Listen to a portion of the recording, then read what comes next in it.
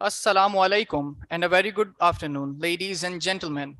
We reconvene again to proceed with the final series of this two-day event, Intellect 2022, co-sponsored by EEE Karachi section.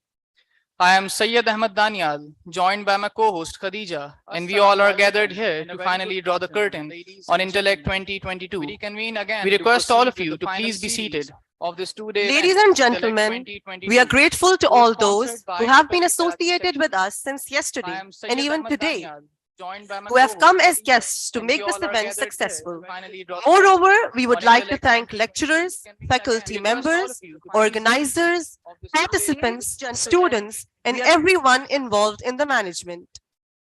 We will begin the proceedings with the name of Allah. I would like to call Yusuf Nasir on the stage to recite a few verses from the Holy Quran.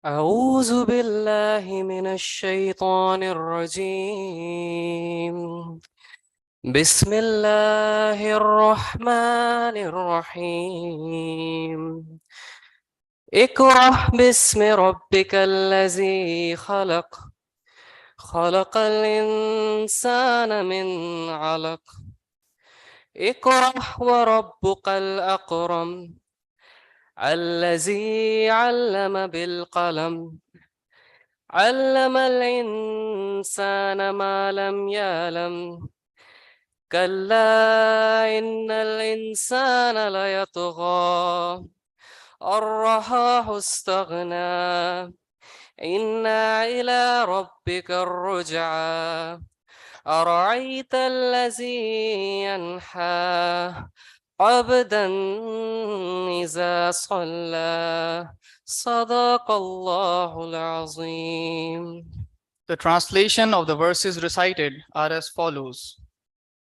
In the name of Allah, the most gracious and the most merciful. Read, in the name of your Lord, who created man from a clot of congealed blood.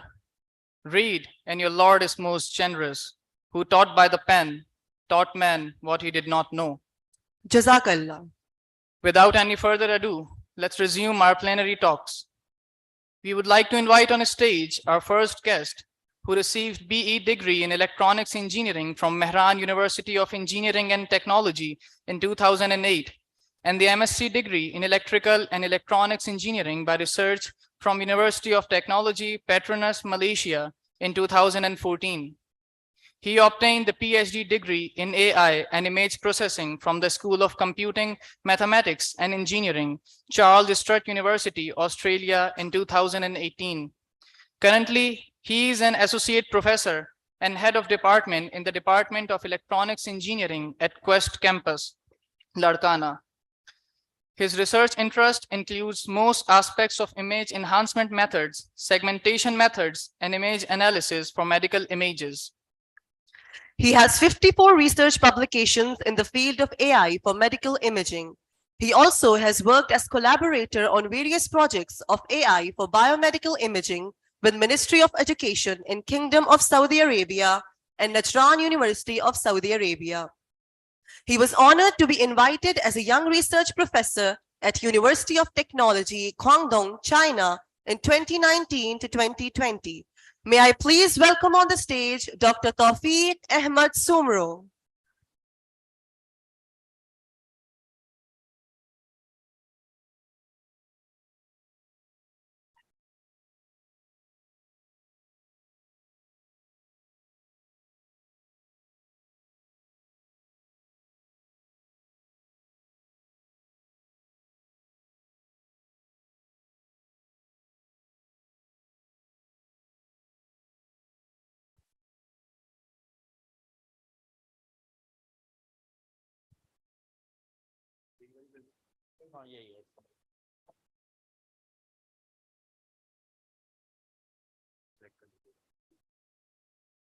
Hello. Hello. Are you listening me?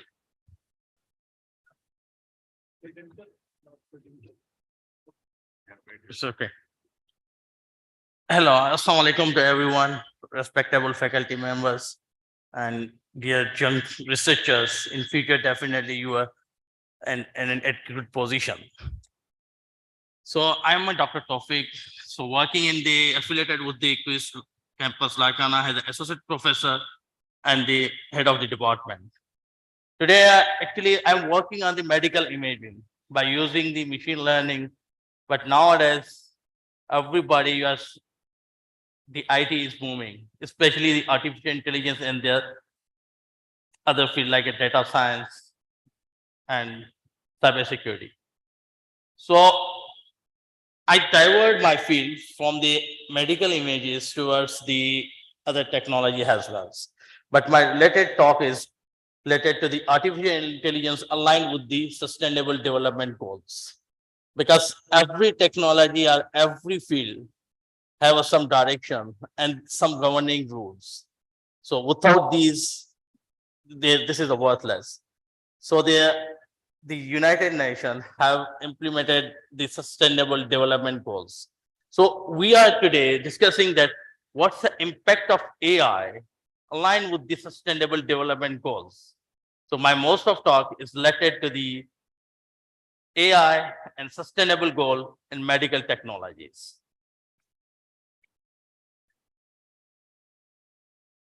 So here mostly the ideas are related to the computer science and the engineering background.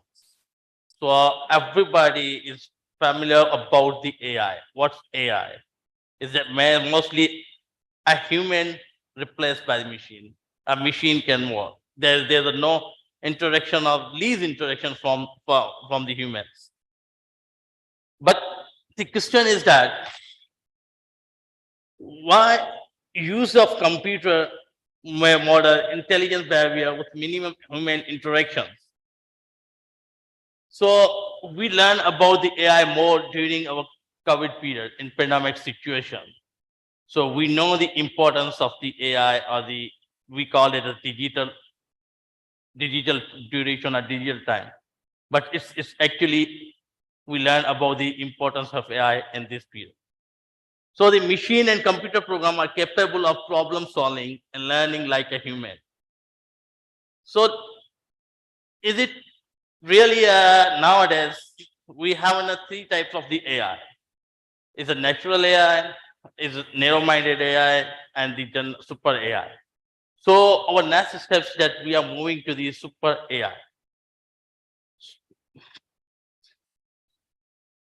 So the mobile clouds and why AI is so important? What's the reason? So we have in 2022 there are the top 5 technologies in which top 5 technology we know about the AI is the number one technology in 2021.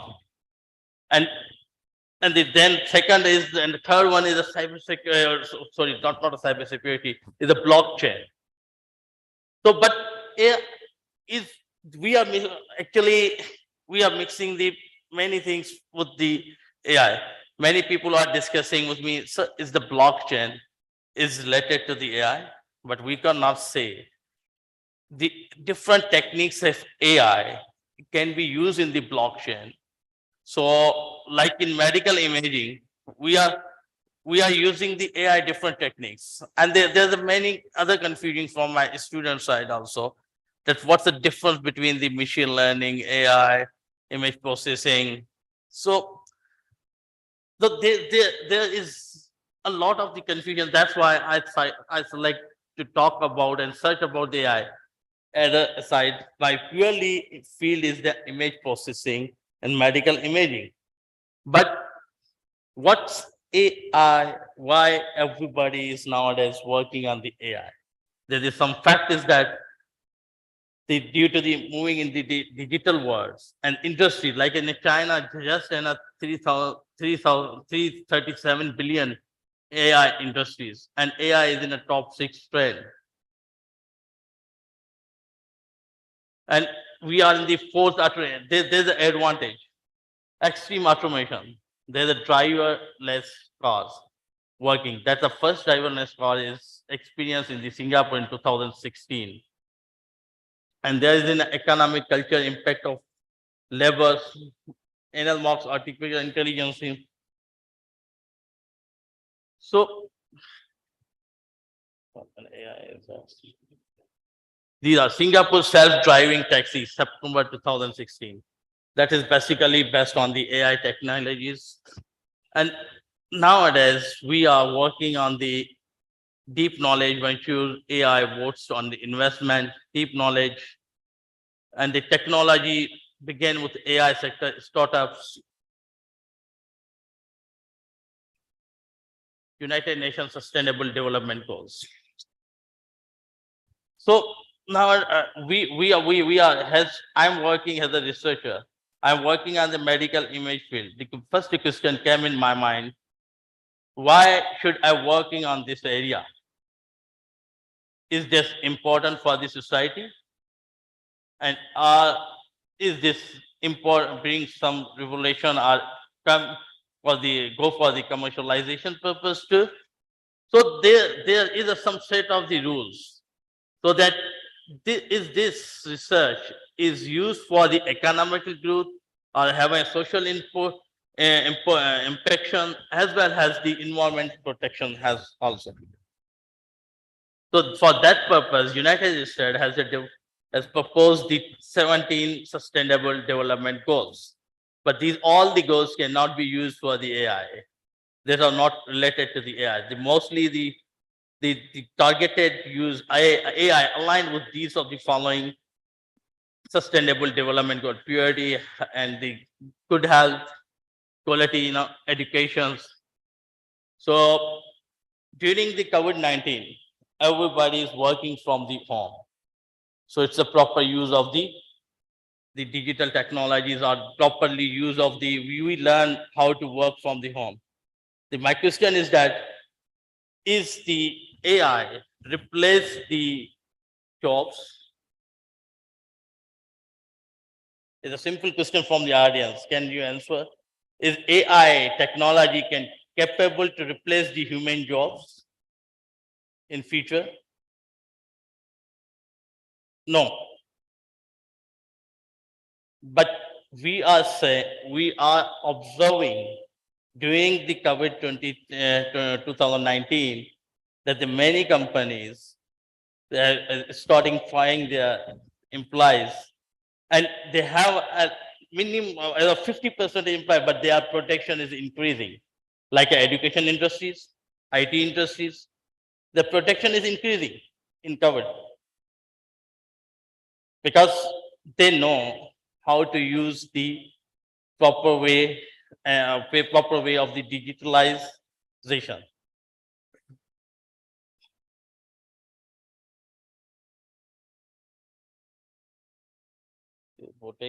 So I could be application in AI. So actually, this talk is about the totally AI in medical imaging. So what mean by the medical imaging? There are many types of the medical images, like retinal images, brain images, mammogram images, ultrasound images.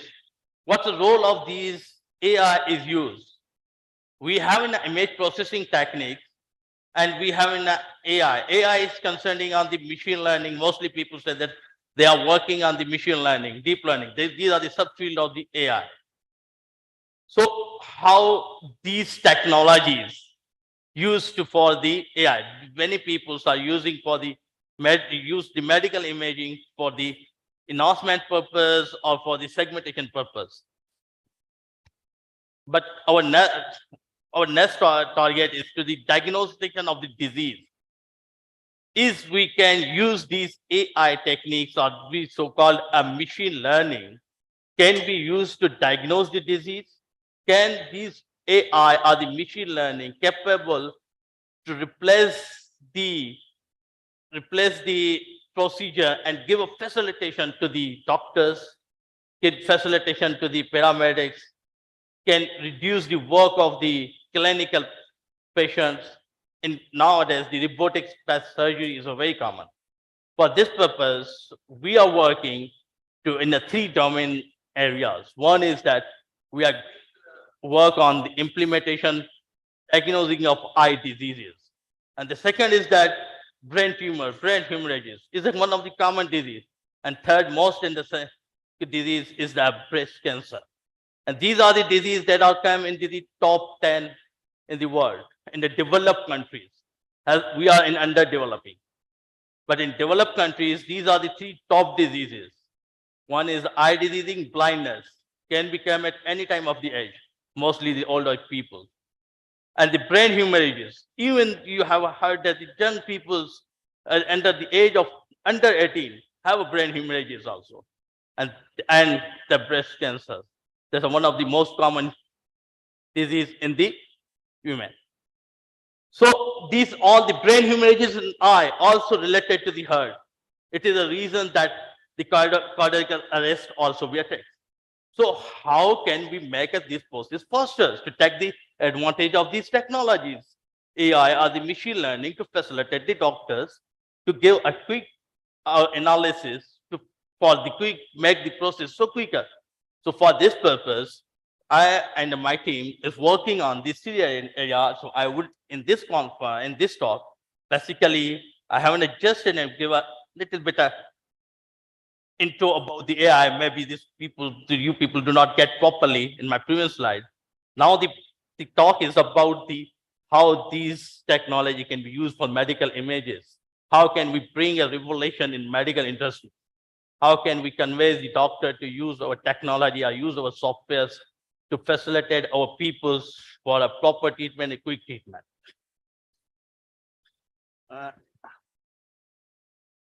So the robotic surgery is used,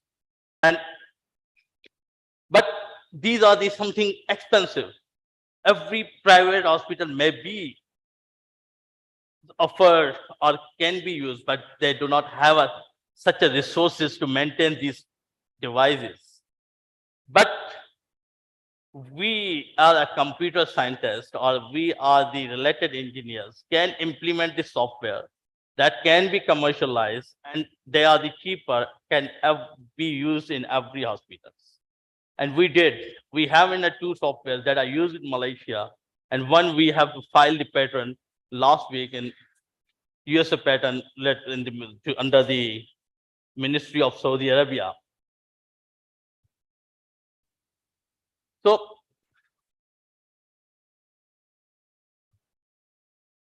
everybody, so let's come from the vision. How we can say the vision is to be important? Why vision is important? Because we are enjoy the beauty of world. But we are living in this world, have a lot of the stress of work, stress from family, and uncircumvented situation, social issues. So this little stress bring your mind, you are thinking in mind, there is a now.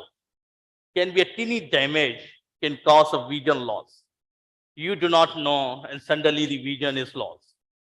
So the procedure that is following by the doctors, that is invasive. Invasive means they have an injective procedure. They inject the wine in this vessel and capture the image to analyze. But that injection is known as a fluorescein dye. That injection is known as a fluorescein dye. But that injection is a very, very harmful, and it was reported in the USA 2012 that caused a brain hemorrhages, heart attack, even the sudden death also. So the medical specialists, technology specialists have thought that they should bring something that replaces that injection. So they convert the procedure from invasive to non-invasive. That is only be possible by using the techniques related to technologies, either it's the AI or the image processing, or we can go for the subfield of the AI, either it's the machine learning, computer vision, or the pattern recognition.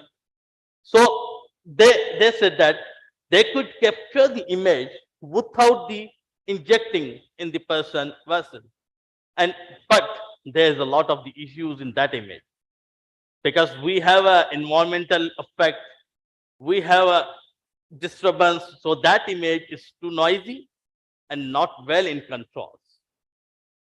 So there is the need of the some people that can work on it and bring something that image have more visible, more useful for the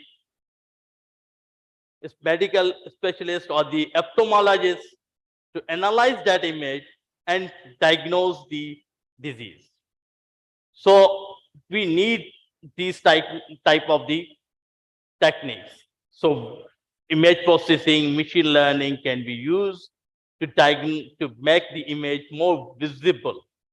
But then after visible and the analysis of disease is not enough. There should be a classification of the diseases. That classification diseases can be done by using, and they gave a grading the disease, that the disease is a progressive from the normal stage to the severe. And how much severe is that? Either it's a mild or the moderated. Then to recommend it. So this is the first process up to 2015, 2016. But now we are moving so far, because at the time we have in a Pentium 1, but now we have in a mobile, we can do everything on our small device. So the people in the rural areas are the people who can not travel, because they need to be facilitated this device. So now the target is that to implement such a device, such a software in the mobile based app to diagnose the disease and communicate and connected with the doctors through the internet and send the report that image, they can analyze the image and immediately recommended the treatment within the 5 or the 3 minutes for the self division. So this was the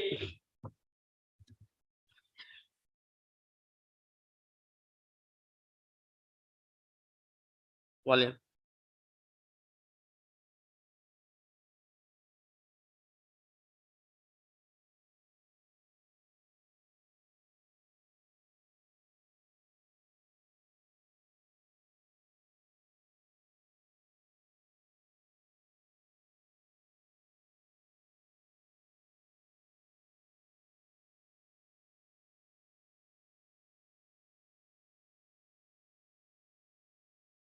Actually, this was the related to my one of part of my PhD work, and there is a competition in Australia. We won the first prize and in the disease that affect the geometry of eye blood vessel that causes a vision loss. So this disease is called a diabetic retinopathy. And the patient know about the diabetic retinopathy when they have a vision loss problem. So it's very important to monitor the progress of a diabetic retinopathy for proper treatment. According to it's one of the health challenges. According to World Health Organization, it estimated that people with diabetes in 25 years will be increasing from 125 millions to 350 millions. So, and 70% of those people belongs to the developing countries, and Australia is one of them. So the current perceptible, the diabetic retinopathy has an eye disease. A patient of a diabetic retinopathy have a monthly schedule to visit the ophthalmologist or eye clinic for proper checkup. Current perceptible is based on the injection that's called a fluorescein dye that injected in patient blood vessels to observe the disease progress But that injection have many side effects. So even the death can happen.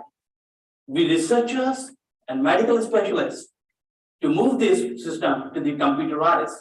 We develop a computerized system to capture the image without injection, and the ophthalmologist analyzes the effect and give a proper treatment to the patient to save the vision. This research can be a commercialized in the medical imaging companies, can be commercialized in the ophthalmologist clinics, can be commercialized to the research schools in the world to make such a methods, develop and give a computerized methods too fast so that ophthalmologists can recommend the patient for proper treatment and quick treatment. Thank you. So I use a few words in this video that research can be a commercialized and the fluorescein can be affected. And we did. We made a system that is a commercialized. One is the under patent filing, and the one is the use in the Kuala Lumpur hospital with the name as a Rentino. Can you run a video number 1? That is the invasive method based system.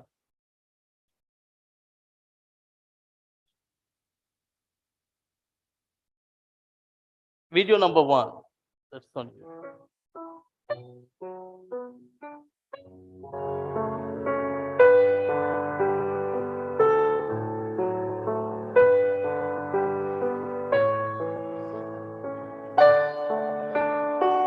This is a non-invasive based on the injection.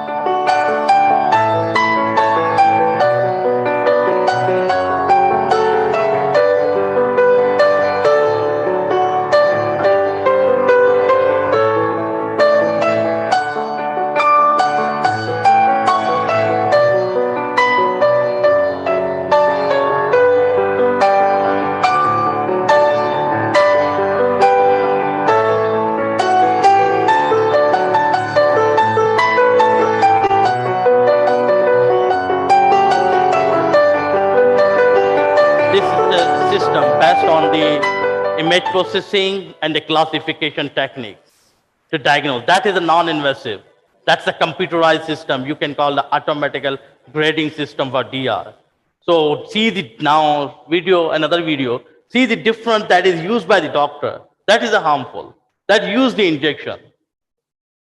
That is the last video. Then after I have enough 5 minutes, I can quickly move to the brain and the mammogram images. So if I get a chance in other time, I'm happy to show you the implementation methods, models, and the products for the brain images. That is an invasive. That is a very harmful. That injection can cause the brain humor, can cause the death also if the person have age above 70. That's a very, very harmful. And it's not recommended by FDA USA. That is not recommended in USA.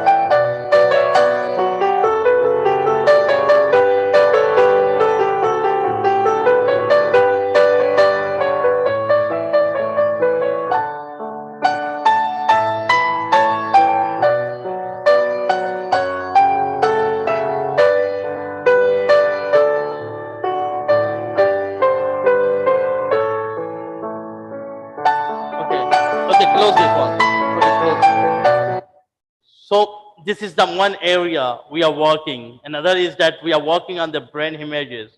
And recently we have implemented the system that can diagnose the breast cancers from the mammogram images. We carried our own database, that of the Saudi Arabia and the peoples of the Saudi Arabia, that contain around 2,000 images. And each 2,000 images, there are patient around 500. So we have in a 4 to 3 pairs of the each image of the each patient. So due to the shortage of time, there's a lot of the things to discuss in the medical imaging. There's a lot of the products underdeveloped, and that a mammogram one is a patent is filed. We are hopefully it is approved, and we have to be on the ground on that mammogram images from Kingdom of Saudi.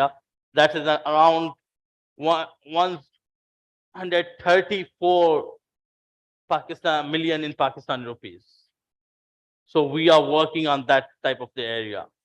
So basically my purpose is that in 2030 we have to need to meet the sustainable development goals, and AI is developing, and these are the subfields of AI used in the medical imaging. So we are moving towards the artificial intelligence thinking behind the human thinking. Hopefully this talk will be useful for you. If you have any question, you can ask. Thank you. Ladies and gentlemen, if you are willing to ask any questions from Dr. Tawfiq Ahmed Sumro, feel free to ask.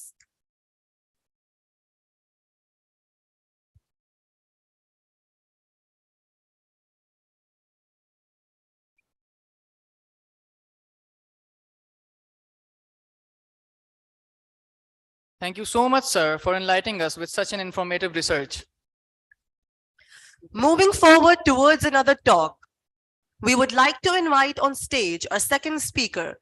He received his PhD in a joint doctorate in interactive and cognitive environments under a joint degree between Queen Mary University of London and University of Genoa, Italy, 2021.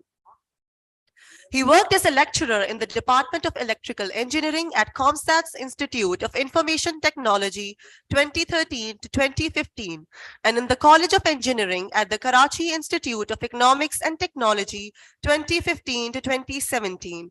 Right now, he is an assistant professor in Computer Science Department of FAST and UCES Karachi, and his research interests focus on dynamic spectrum modeling for cognitive radio, machine learning techniques for cognitive environment, and adaptive modulation techniques for wireless communication. Ladies and gentlemen, please welcome Dr. Muhammad Farooq Shahid to present on the topic, an artificial intelligence approach to build autonomous and self-aware cognitive radio Internet of Things network. No. Yeah.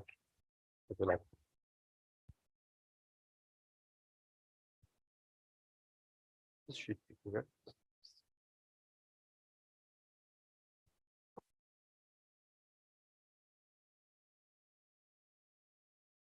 Is okay? Assalamu alaikum, everyone. Good afternoon. So, just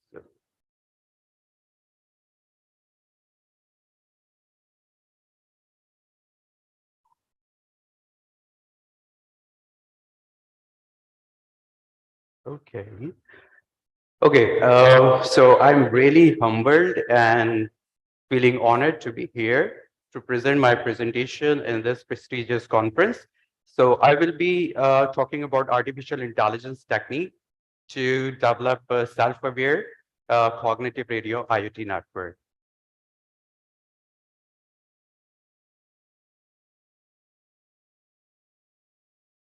Okay, let's start. So the presentation profile shall follows like that. I will introduce myself, what I have been working, where I have been working, what research I have been doing, and what is my education, followed by the motivation and objective of the talk today. And then we will have a look on the data everywhere concept, and followed by what is the emerging science that is handling the large data. Also, I will try to highlight how we can introduce artificial intelligence into the cognitive radio IoT network, followed by some major examples, how AI has been changing the world and many technologies and many fields, followed by advantage and disadvantage, and for sure, towards the end, the conclusion and some future direction. About myself, I did my PhD under the joint PhD program between Queen Mary University of London, UK, and University of Genoa, Italy. I completed my PhD last year, 2021, and returned to Pakistan. I did my bachelor's and master's from the Mehran University of Engineering Technology back in 2010 and 2013. After that, I joined ComSets University, Lahore, in the capacity of the lecturer from 2013 until 2015. And then I joined PF-KIET main campus from 2015 to 2017. And in 2017, I went abroad for my PhD studies. And also, I worked there as assistant, the lab assistants, and I taught the course of cognitive radio with my professors in the Europe. My research area mainly focus on these topics, but not limited. So basically, I have been looking AI techniques, also the probabilistic models for abnormality detection in the cognitive radio IoT network. Also the deep learning models for the UAVs and self-driving cars. Since my bachelor's in telecommunications, so I find myself interested towards the signal processing for the 5G and the 6G networks. I would like to share here wonderful experience with the world-renowned scientists and the researchers with whom I did work during my PhD studies, and also I have been working. So Professor Yugal from UK, Professor Carlo from Italy, also Professor Tariq Jamil from Saudi Arabia, and also Professor Hassan from America. So I have been in contact, and I have been like getting much knowledge from these prestigious and privileged people. Also, I was like lucky to contribute in the book chapter with Professor Mubashir Rahmani, who is the elite class scientist of the world. And we wrote a book in 2015 on the wireless sensor network topic. I would like to pay my gratitude to the Najib Sahab, whom I worked from 2013 to 2015 when I was in a KIET, and I learned a lot under the supervision of the Najib. I have a very like versatile or diversified experience being in Europe, being in UK.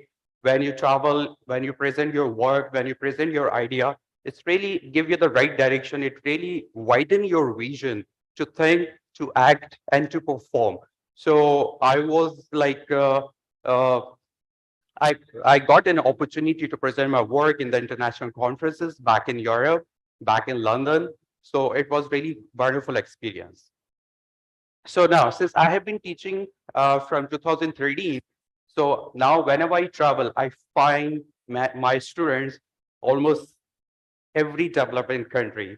So I meet them in London, I meet them in Dubai. So it is really feel great that whom you have teach some years back. So now you find the people growing. So it's really give me a great pleasure.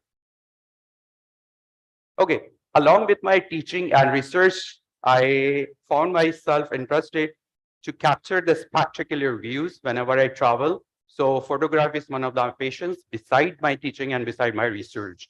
So that was really wonderful experience. Memorable activities that we had here at the KIET as well. So it was really wonderful experience. So while I was coming to the KIET this afternoon, I was recalling my time when I was one of the organizer in 2017, the INTELLECT 17. And it was a wonderful conference that we delivered at that time. And it's still, we recall those memories. That was really wonderful. And yes, at that time, I was one of the organizer. But today, I'm so honored to be here as a guest. So thanks again to the conference organizers who invited me and provide this opportunity to speak in front of you. Yeah, so I joined first last year, 2021. So I had an opportunity to work with a student. So that was the team we had last year, and they did some projects under my supervision. Now, this is a team now. So Alhamdulillah, I have got the more growing team. And now we have been working in diversified field now while staying at the FARS. So yeah, these are the recent projects that we have been working on. So now we have been working in the agriculture field, we have been working in the medical field, we have been working in the transportation field. And all what we have been looking for, we have been looking for artificial intelligence, deep learning and machine learning techniques to be implemented in these fields. I teach the course of machine learning in the FARS uses and also artificial intelligence. So that's why luckily I have found a very talented student, and then we have been working on these projects. If you find yourself interested to work and collaborate, you're more than welcome. After the presentation and in contact, I will provide my contact detail as well.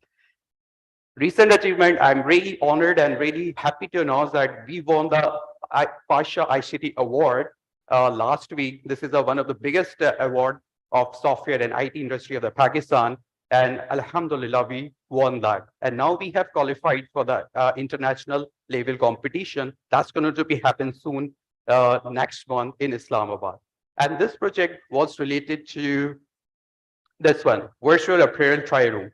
This project provides you 3 solutions: size recommendation, virtual trial rooms, and also body measurement. And it all happened because of the computer vision and the artificial intelligence. And the name of this project for that is Zenith.ai. So Zenith provides 3 solutions. This is another project that is being done by the student, and this project won the award recently last week in the innovative fair competition that was organized by the Generation School. So also this is one of the projects that we have been working on. So now let's explore. That was a little bit introduction about myself. So we know that object everywhere. We have the smartwatch, we have the mobile phones, we have the laptops, everything we do have. So what's the effect of this? The effect of it is that we are now live in the world of interconnected objects. So this is what we define as IoT, Internet of Things. So IoT is actually a network which connects everything, every electronic object. That's the basic idea.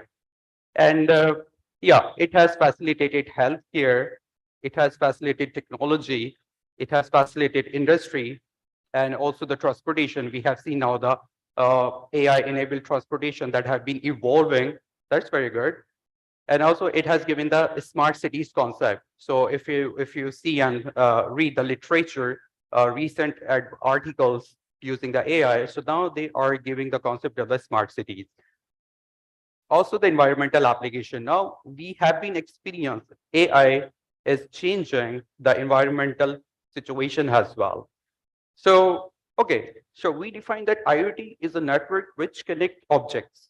And objects, electronic objects. This pointer is also the electronic object. My watch is also the electronic object. Mobile phone, laptops are also the electronic object. So we can connect the electronic object using wired technology, but it is not a good solution. So we should have the wireless solution. But we know that if the devices are wireless, taking the spectrum, should they suffer the problem of spectrum scarcity? Spectrum scarcity means the spectrum doesn't use all the time by the devices that we know. So we need some intelligent mechanism. What is that intelligent mechanism? That now we define is a self-awareness. We want the devices should be self-aware so that they can use the resources of the network efficiently. Now you can see here, we have the heterogeneous network, we have the more dense network, which need to be connected, not only connected, but also to be able to perform some jobs efficiently. And for that, we define that self-awareness, which is actually the objective of this talk as well. So with this, I would like to highlight the cognitive radio. Cognitive radio, the idea was given by Joseph Motilla in 1991 with the concept that the radio devices should be intelligent, should be self-learner, should be advanced so that they can decide something. So this idea was given by Motilla in 1991. Obviously, what is a real objective? You have the IoT network, which connects different objects, but we want that IoT network to be advanced, to be smart, to be intelligent enough. So that is the overall objective. And obviously, how we are going to achieve that, that's a question in point. We are going to see that in the following slides. We can also see the other way around as well. So if we can look some statistics of the digital adaptation around the world in 2022, so we can see here, digital world around the world, we do have the total population, we do have the unique mobile phone users. These are the some statistics. We can also see here overall social media use. So we can see here how many people, how many men and women are using the social media and all this statistics. I'm not going to have the details here, but you can have. So the world most used social platform, the Facebook remains at the top, followed by the YouTube, followed by the WhatsApp. That's amazing.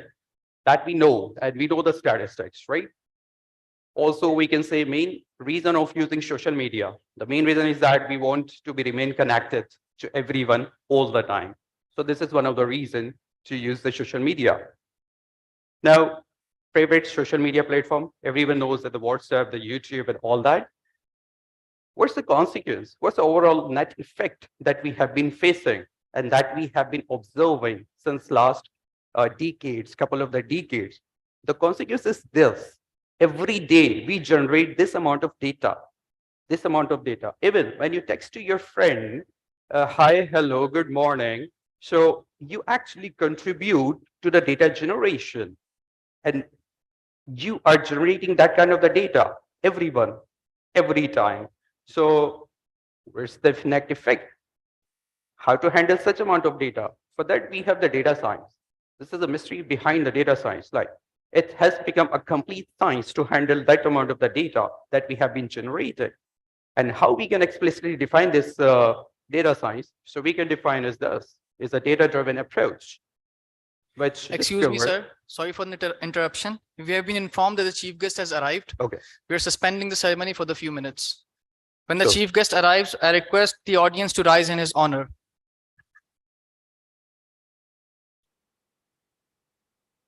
Who's the chief guest?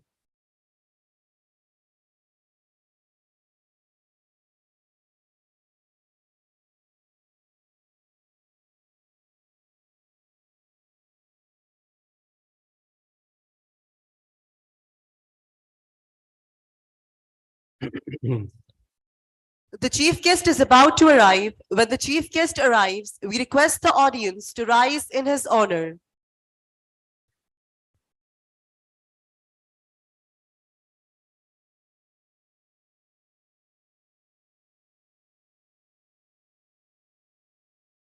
Please rise in the honor of the chief guest.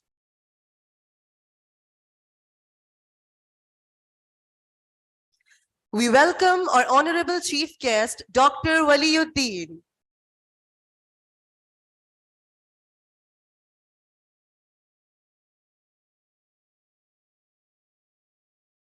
Thank you, sir, to grace this occasion with your presence. You may continue your session, sir. Thank you very much. I warmly welcome the chief guest.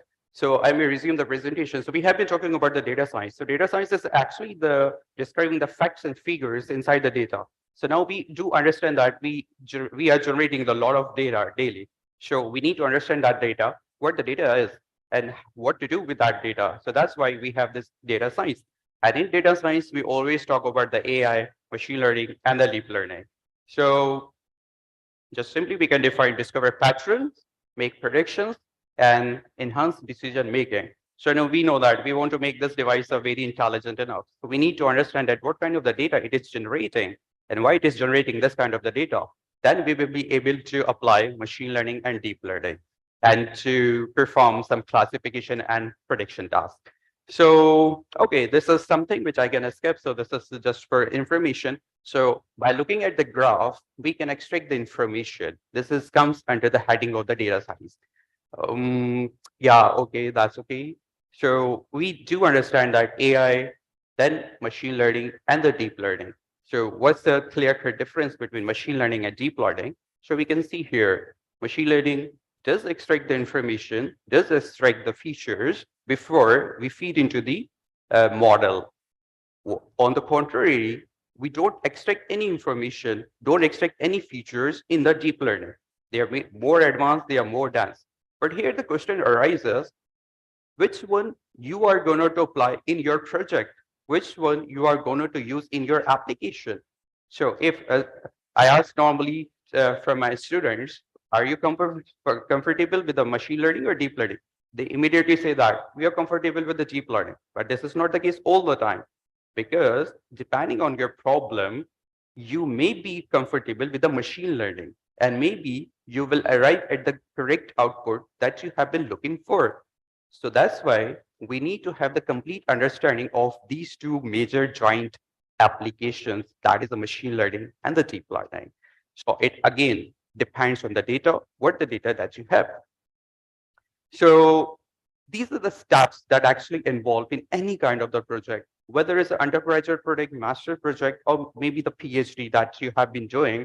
So these steps should be followed. So normally we start with the data collection and we end up at the data validation. And we normally skip the first point and the last point. So this is very important. I normally encourage the people who do research work and also do the project. So kindly focus on the first and the last part. Why? Because it actually make an impact of your work.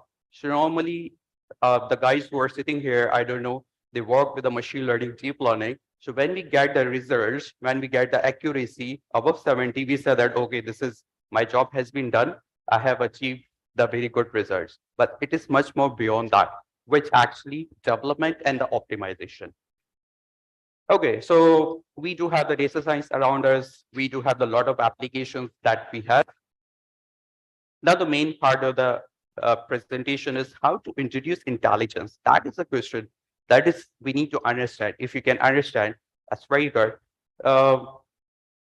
Since we told that see or cognitive radio provide you the ability to learn, think, and perform some intelligence tasks. That's very good. But seer itself is not sufficient in an IoT network. Why? Because Internet of Things, IoT network is more dense, more heterogeneous, and it generates more amount of data. So we need to have more artificial intelligence capabilities to be indulged in the devices, electronic devices.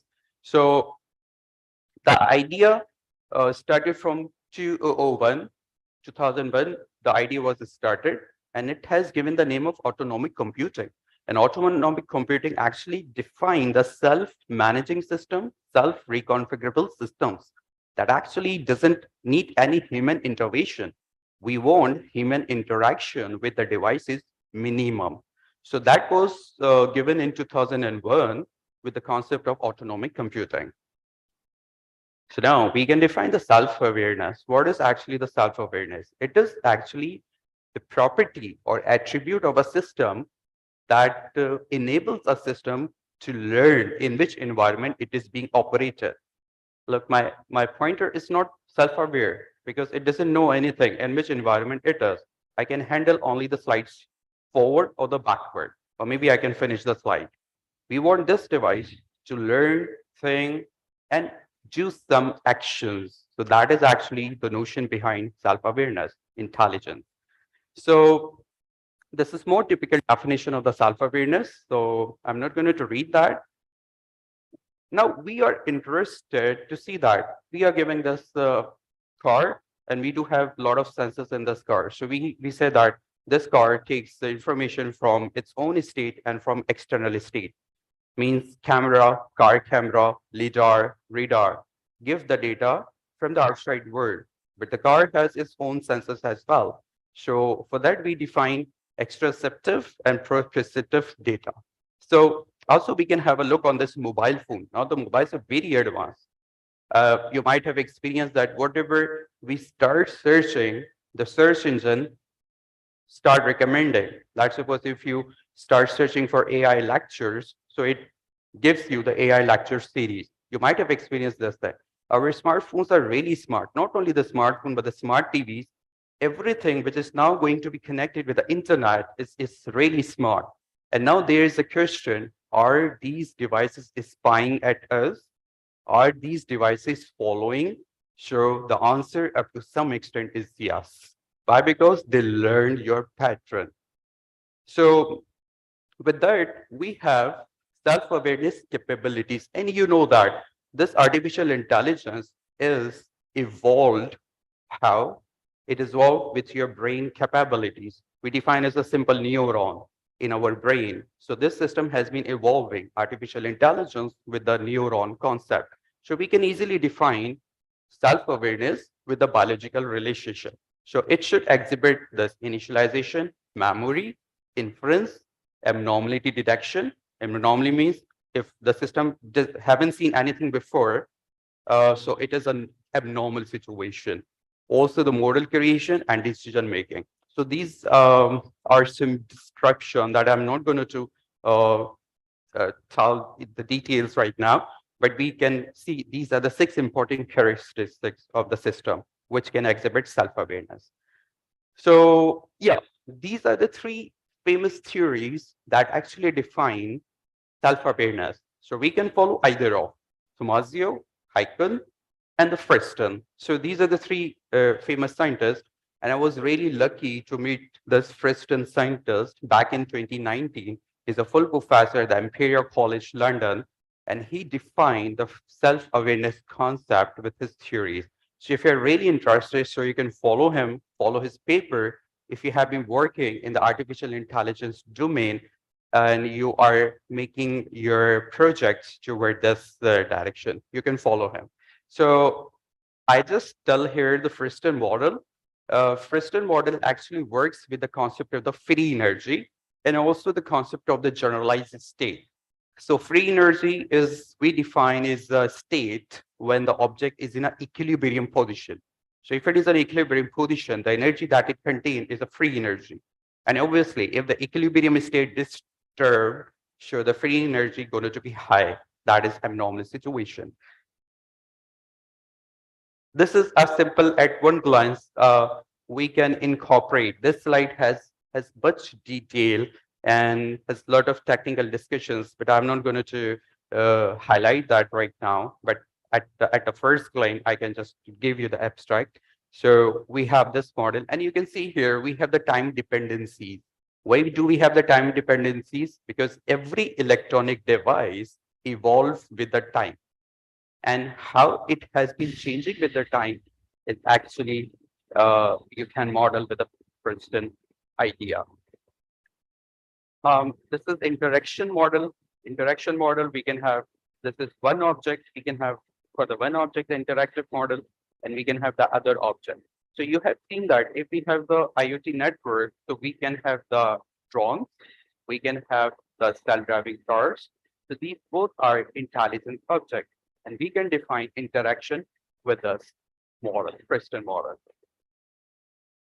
And this is a comparison among the Tomasio model, Icon model, Princeton model. So you can follow and you can see that what's new you can do.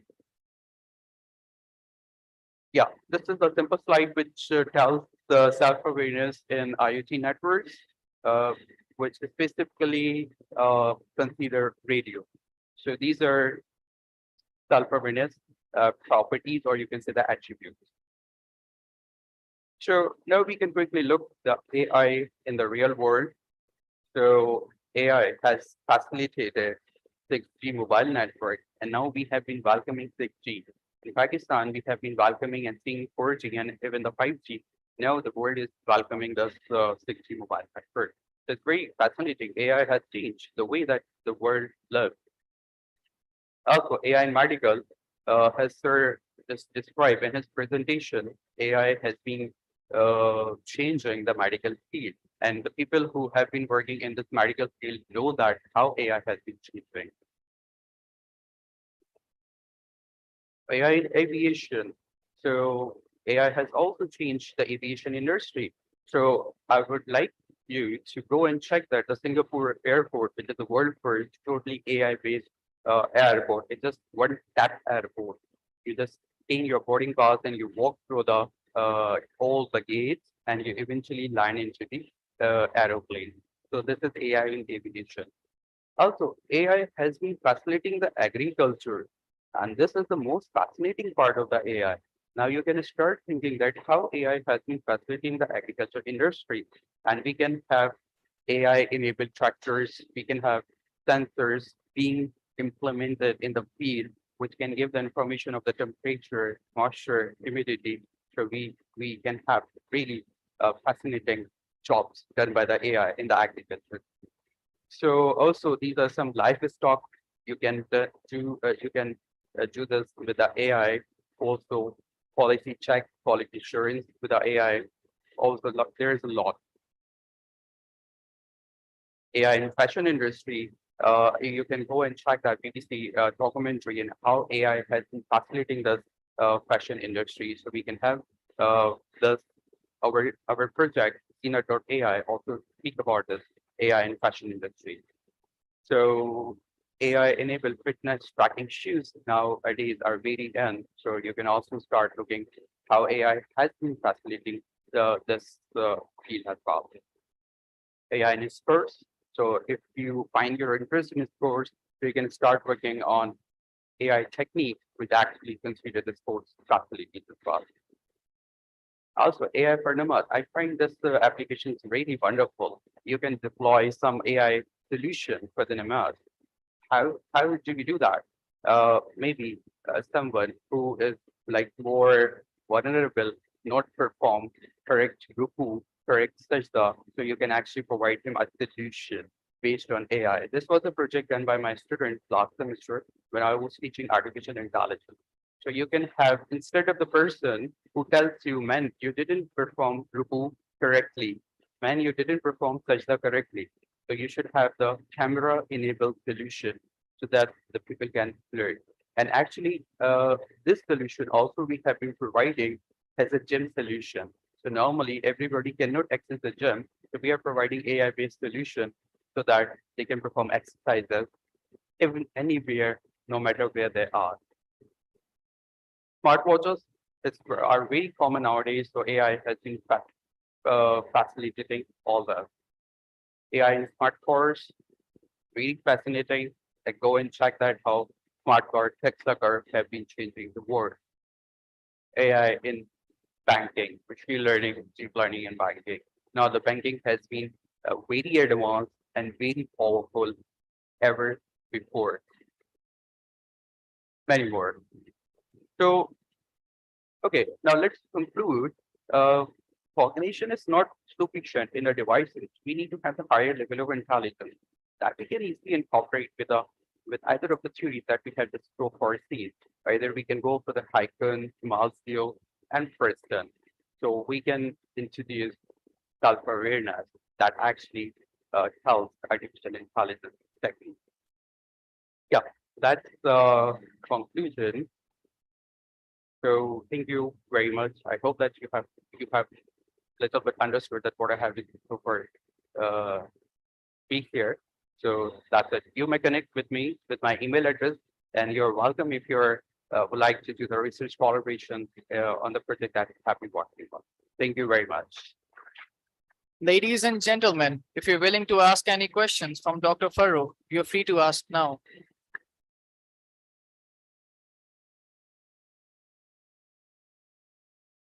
No any questions? Thank you. That's amazing. Thank you so much, sir, for an amazing session. Our next speaker has Yeah, completed his that's it. DPhil from the Sure. University of Oxford, UK in 2009. His research area is neurophagy control. He earned his PS in computer system engineering from Ghulam Ishaq Khan Institute of Engineering Sciences and Technology. Currently, he is working as a professor and head of mechatronics department in the College of Engineering at Karachi Institute of Economics and Technology. His research area is control and robotics. He has authored plus co-authored 20 research papers in reputable international journals and 38 research papers in international conferences. He has over 18 years of teaching and research experience. Let us now welcome Dr. Bilal Qadri to give an insight of his research on drone programming, challenges and opportunities.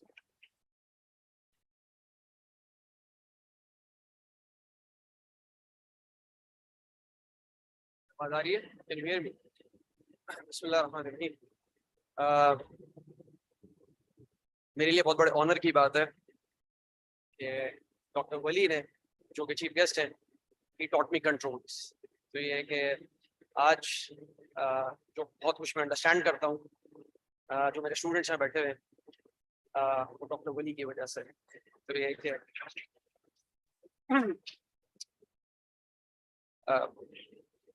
Moving to this topic, मेरी तबीयत 3-4 दिन से कभी खराब है तो मैंने गला जो I might stop. Drone programming problem क्या है, मैं क्यों इस टॉपिक को डिस्कस करना चाहता हूँ। This is my background, not important. असल चीज these are the funded projects, इसकी डिटेल्स मिल जाएंगी सब कुछ। what is the reason? Drones, they are omnipresent, they are everywhere, or extensively used in civilian and military domain, or AI based drones are sweeping the drone market. Everywhere you find drones, and they are intelligent drones. Intelligent drones का मतलब ये है कि you have to program them. Huge investments by all world leading economies. Pakistan has yet to contribute its share. Pakistan के अंदर अगर कोई लोग आउटसोर्स करना चाहते हैं, उनको ड्रोन्स को प्रोग्राम करना है, कराची एक बहुत बड़ा शहर है, यहाँ पे आपको सॉफ्टवेयर हाउसेस के अंदर लड़के नहीं मिलेंगे जो ड्रोन्स को प्रोग्राम कर सके। जितनी मेरी नॉलेज है, जितना मेरी अंडरस्टैंडिंग है, हमारी कराची की मार्केट की जितना मतलब इंटरेक्शन मेरा रहा है यहाँ पे, but even in Pakistan, our engineers, computer scientists are very capable but lack basic understanding of drone technology. Hence, we are unable to tap the international market. International market बड़ी कितनी है, पैसा कितना है, सब गूगल की इंफॉर्मेशन है। Sorry for this. Starting from 2016 और 2024 में, you can see ये 1.5 बिलियन से ये 9 बिलियन पे, we are not earning anything.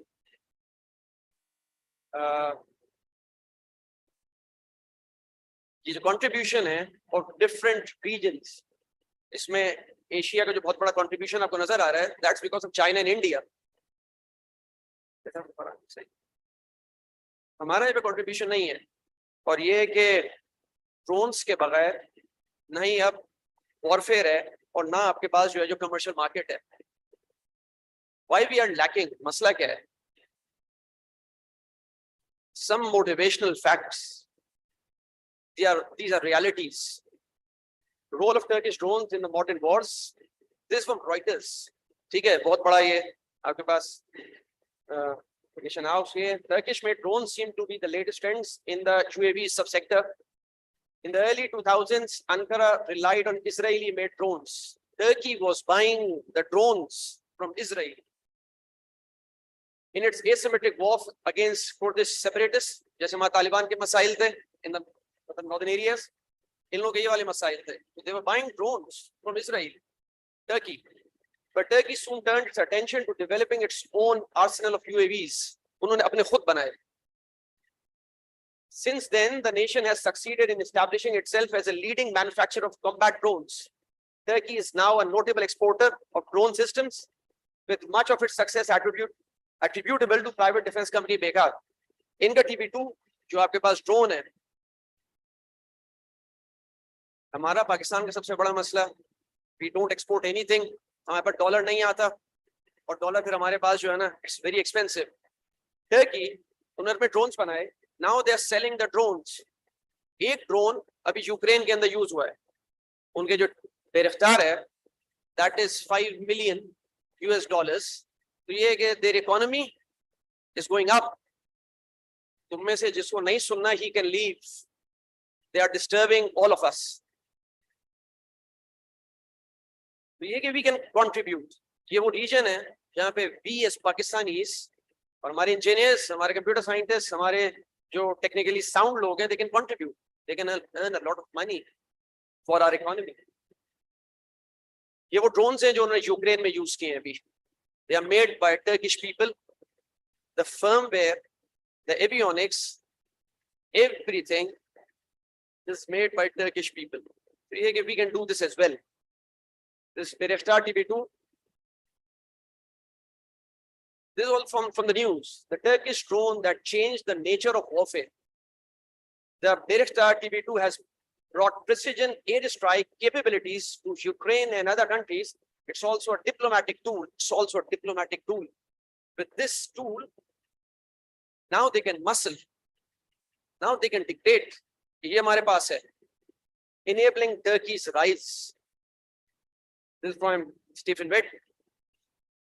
Now I move towards the technical part. The types of drones, fixed wings, multi-rotors. Multi-rotors में बहुत सारे types हैं.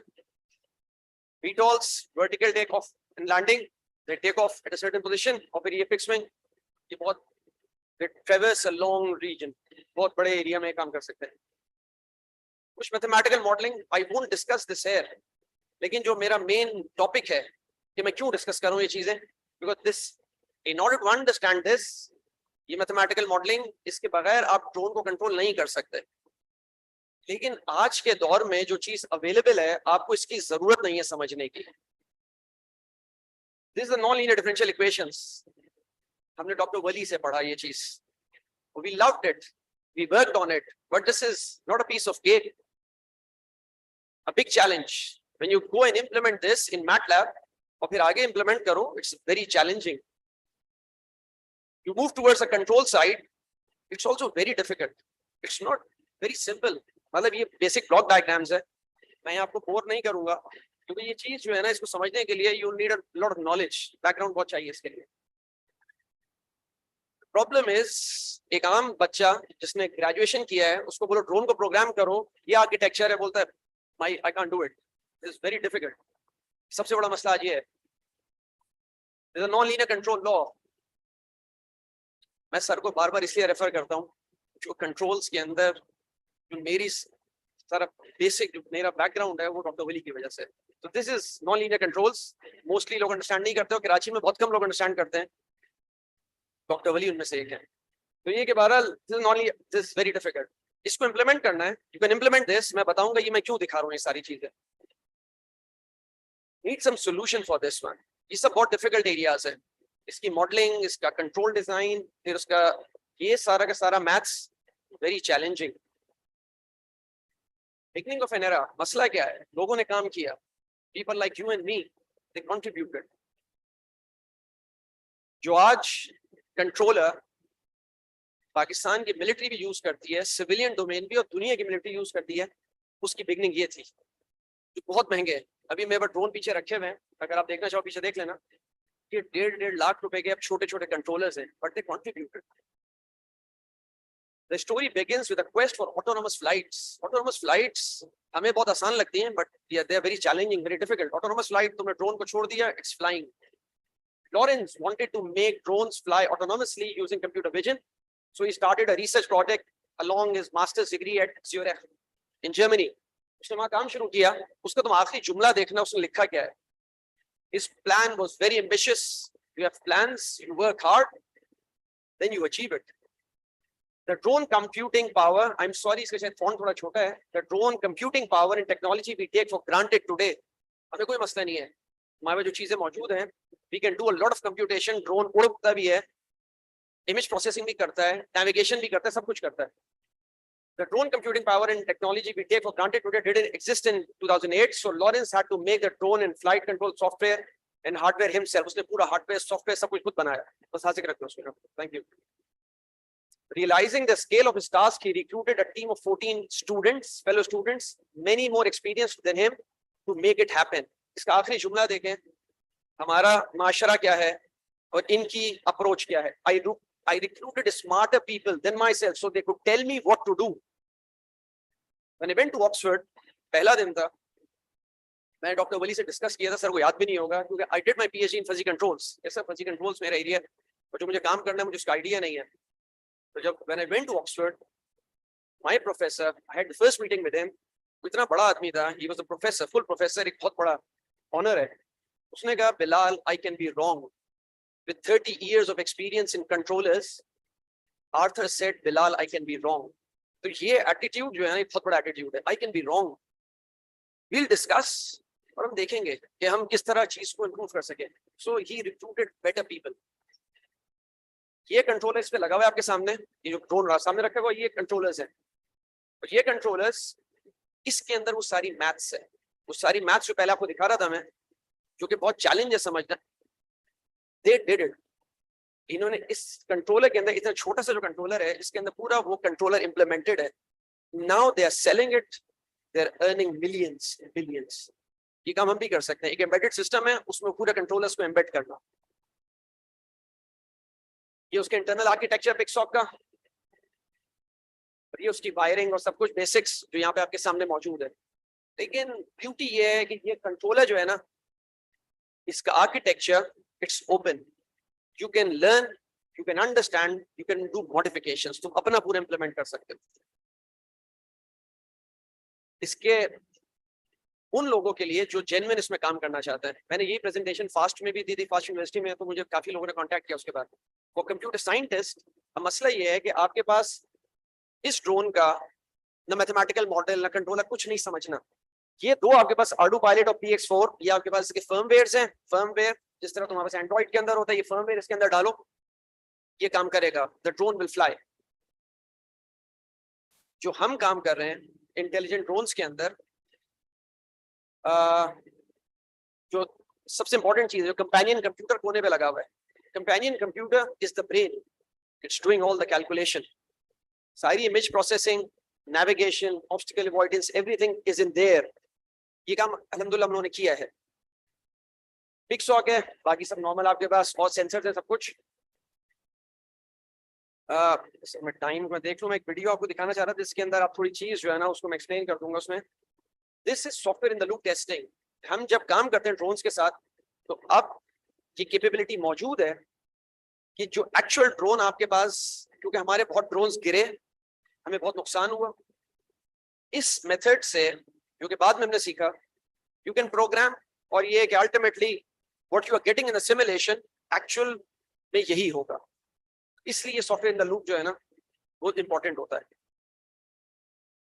ये हमारा प्लेग्राउंड है, ये कीट का. यहाँ पे हमने टेस्टिंग की थी, GPS वे पॉइंट्स दिए. पहले पूरा काम हमने सिमुलेशन में किया, उसके बाद एक्चुअल हमने टेस्टिंग यहाँ पे की. तो जो हमारे पास सिमुलेशन में रिजल्ट्स थे, अल्हम्दुलिल्लाह एक्चुअल में भी वो हमने अचीव किए.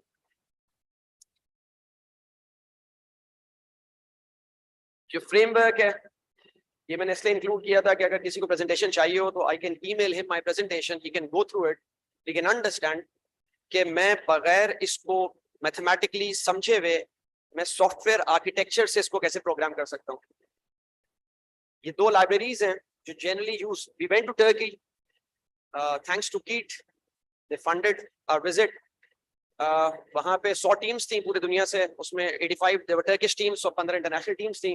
इट वाज अ कंपटीशन, मतलब बिगेस्ट कंपटीशन इन टर्की, टेक्नोफेस्ट. और उसमें ऑटोनोमस ड्रोन्स में हम क्वालिफाई किया था हमने.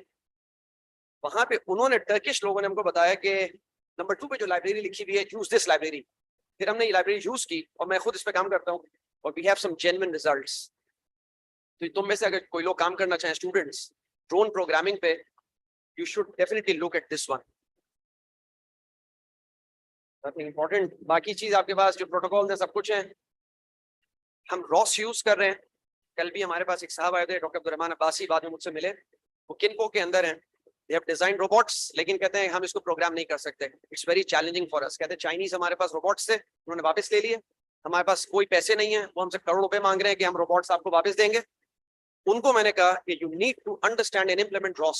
ROS was proposed by a research group working in Stanford University. Robot operating system, a very tough, a very difficult framework. लेकिन इसके बगैर आज दुनिया के अंदर रोबोट्स पे काम नहीं हो सकता. तो if you want to work on robots, चाहे वो आगे बढ़ ड्रोन्स हैं, चाहे मोबाइल रोबोट्स हैं, चाहे कुछ भी है, दुनिया इस पे काम कर रही है, specially Germany. This is all what we have implemented in software. और जैसे कुछ डायग्राम्स हैं, ये एक प्रोजेक्ट है जो हमने अभी विन किया, जिसपे हम काम कर रहे हैं. 12.48 मिलियन का फ्रॉम NCGS है. ये कॉन्सेप्ट ये है, हम पाकिस्तान एयरफोर्स के एक प्रोजेक्ट कर रहे थे, उससे ये कॉन्सेप्ट ड्राइव हुआ था कि अगर हमारे पास ड्रोन को एग्जैक्टली एक सर्टेन पोजीशन पे आपको प्लेस करना है यूजिंग इमेज प्रोसेसिंग, इसके जो डाउनवर्ड फेसिंग कैमरा है उससे वो सैटेलाइट इमेज लेता है, क्योंकि जो आपके पास GPS है ऑन द क्वाडकॉप्टर, वो बहुत ज्यादा जो है ना वो एरोनियस रीडिंग देता है. हम इमेजेस से जो है ना वो डिटरमिन करते हैं ये अपनी जगह पहुंचा है कि नहीं है. मैंने अपने घर पे ऑर्डर किया कि मुझे कोई चीज डिलीवरी करनी है, अब वो मेरे घर से कोई 10 मीटर्स दूर जाके वो डिलीवर करता है, तो that's not required. लेकिन इसकी एप्लीकेशन मिलिट्री में बहुत ज्यादा है. जो टर्किश लोग काम कर रहे हैं कि प्रिसिजन स्ट्राइक, किसी एग्जैक्ट पोजीशन पे जाके स्ट्राइक करना, this is all this technology. This is the architecture. ये जो आपके सामने रखा हुआ है बेसिक स्टेप्स, इसका सॉलिडवर्क्स मॉडल ये हमारी टीम ने बिल्डअप किया और फिर इसकी modelling in the Ross environment. ये गजीबो एक इंजन है जो फिजिक्स इंजन है, जो एक्चुअल वर्ल्ड की डायनेमिक्स को सिमुलेट करता है. This is the actual, this is the quadcopter and this is the hexacopter. ये जो हम टर्की लेके गए थे, दिस इज इन टर्की. और this is a video for 13 minutes. I think I have to reduce it. Time कितना है? So, this is our team. इन्होंने सारी टेस्टिंग यहाँ पे की है सामने. Initially, अगर आप इसको देखना, बहुत स्ट्रॉन्ग विंड्स हैं. उसके बाद भी the controller. Mode shifting to auto. Mode shifting to auto. ये दोनों गोल्ड मेडलिस्ट हैं. ये दो थे.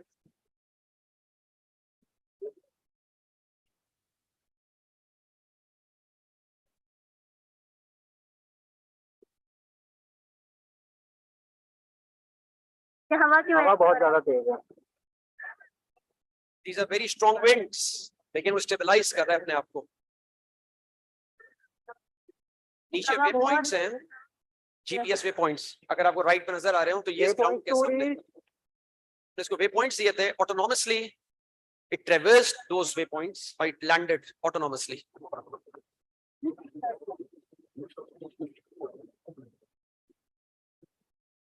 शायद हवा की आवाज आ रही है. Waypoint reached. Moving towards landing waypoint.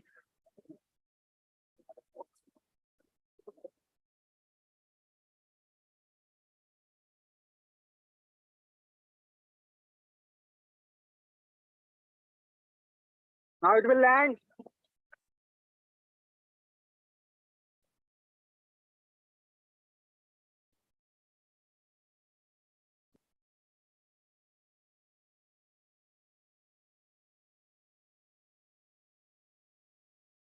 Bismillahirrahmanirrahim. Assalamu alaikum and greetings to all of you. I am Hassan Mahmood, the captain of my team, the Technocrats. We are participating in International UAV competition in Technocrats 2022. Bismillahirrahmanirrahim. My name is Dr. Muhammad Bilal Qadri. I'm working as a professor and head of mechatronics department at Pakistan Air Force Karachi Institute of Economics and Technology.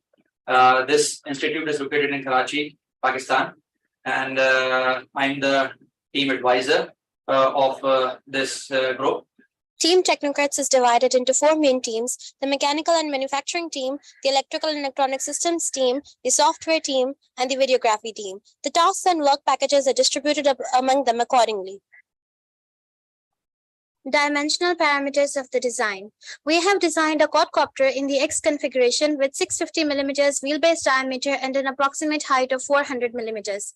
We formulated the weight and balance table to estimate our drone's efficiency and performance. The total weight of our quadcopter without the mission mechanism system is nearly 3.4 kg.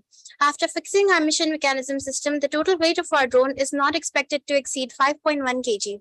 To find out whether our drone assembly is truly balanced, we made a table showing the estimated positions of each of the components. We were then able to derive the approximate position of the center of gravity, which is positioned in the approximate center of our assembly.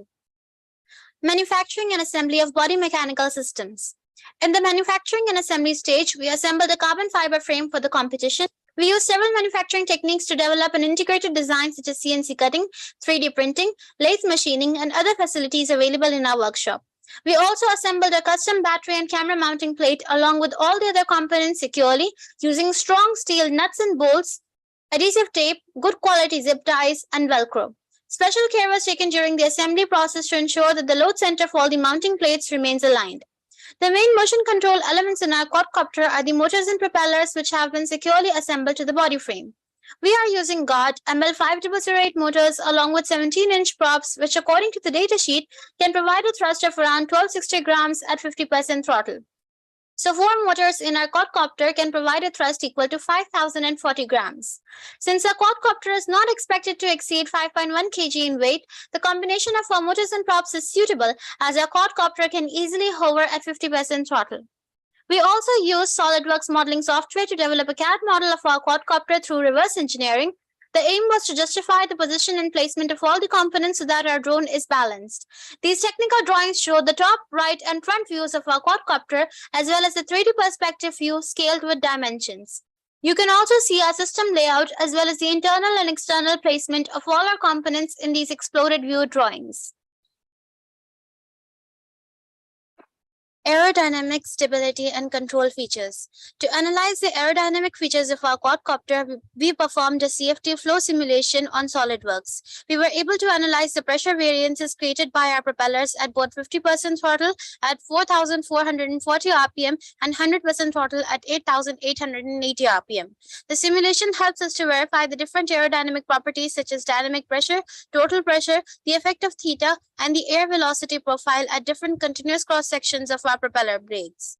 To analyze our UAV stability and control features, we analyzed some flight logs from our most recent flights, comparing our quadcopter's roll and pitch angles with the navigation controller's desired set point values show that the controller response of our quadcopter is very stable. The plot of vibrations along X, Y, and Z axes also show that our mean vibrations are very stable. Mechanism system. We designed the mission mechanism system in SolidWorks and manufactured it in our workshop. The main plate was cut out with our CNC machine. It consists of 2 water pumps for sucking water into and out of the water tank, which has a capacity to hold 900 milliliters of water. We also designed and manufactured a simple PCB for its control and operation. For target detection and recognition of the water intake and release areas, we use NVIDIA Jetson Nano and IMX219 8-megapixel camera, which are already fitted on our main drone assembly. The dimensions of the system are shown and can be fixed and removed from our quadcopter frame in less than 3 minutes. Now let's have a look at the working demonstration of our mission mechanism system.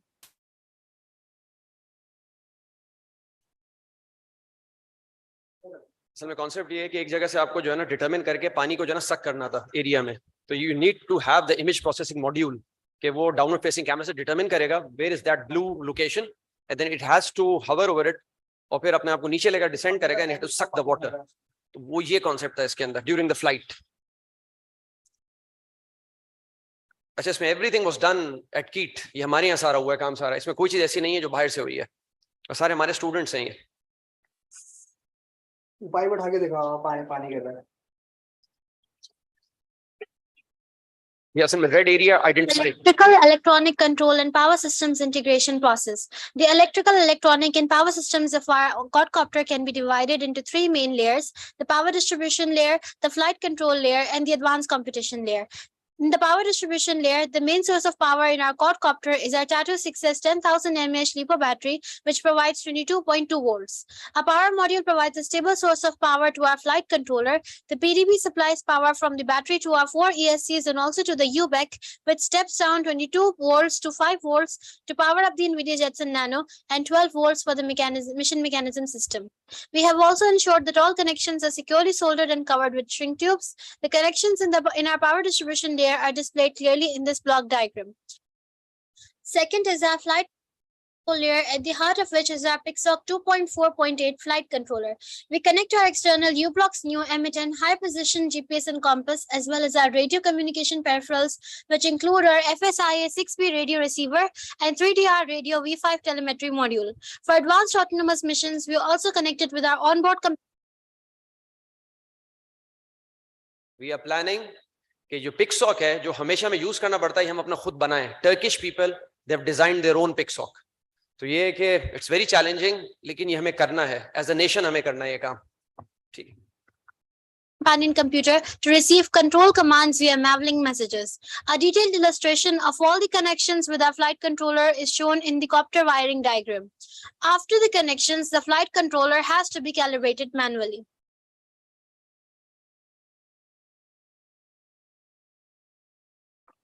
We can plan a basic autonomous mission with the integration of these 2 layers for mission 1 of the competition. We use Mission Planner GCS software to plan our mission as a series of waypoints with flight modes specified. Finally, in the advanced competition layer, we have developed a ROS-based architecture with using NVIDIA Jetson Nano as our companion computer, which is connected to our ArduCam IMX219 8-megapixel camera to perform target detection and recognition and PICSOC for quadcopter navigation. Safety features. For electrical safety, we have installed a 150 ampere resettable fuse and current breaker for emergency power shutdown. We chose a 150 ampere current rating after formulating the following table. Since the upper bound for maximum current is 160 ampere and the lower bound is 140 ampere, we chose an average rating of 150 amperes. For flight safety, we set up different pre-arming checks as well as hardware safety switch and different failsafes such as radio failsafe and battery failsafe.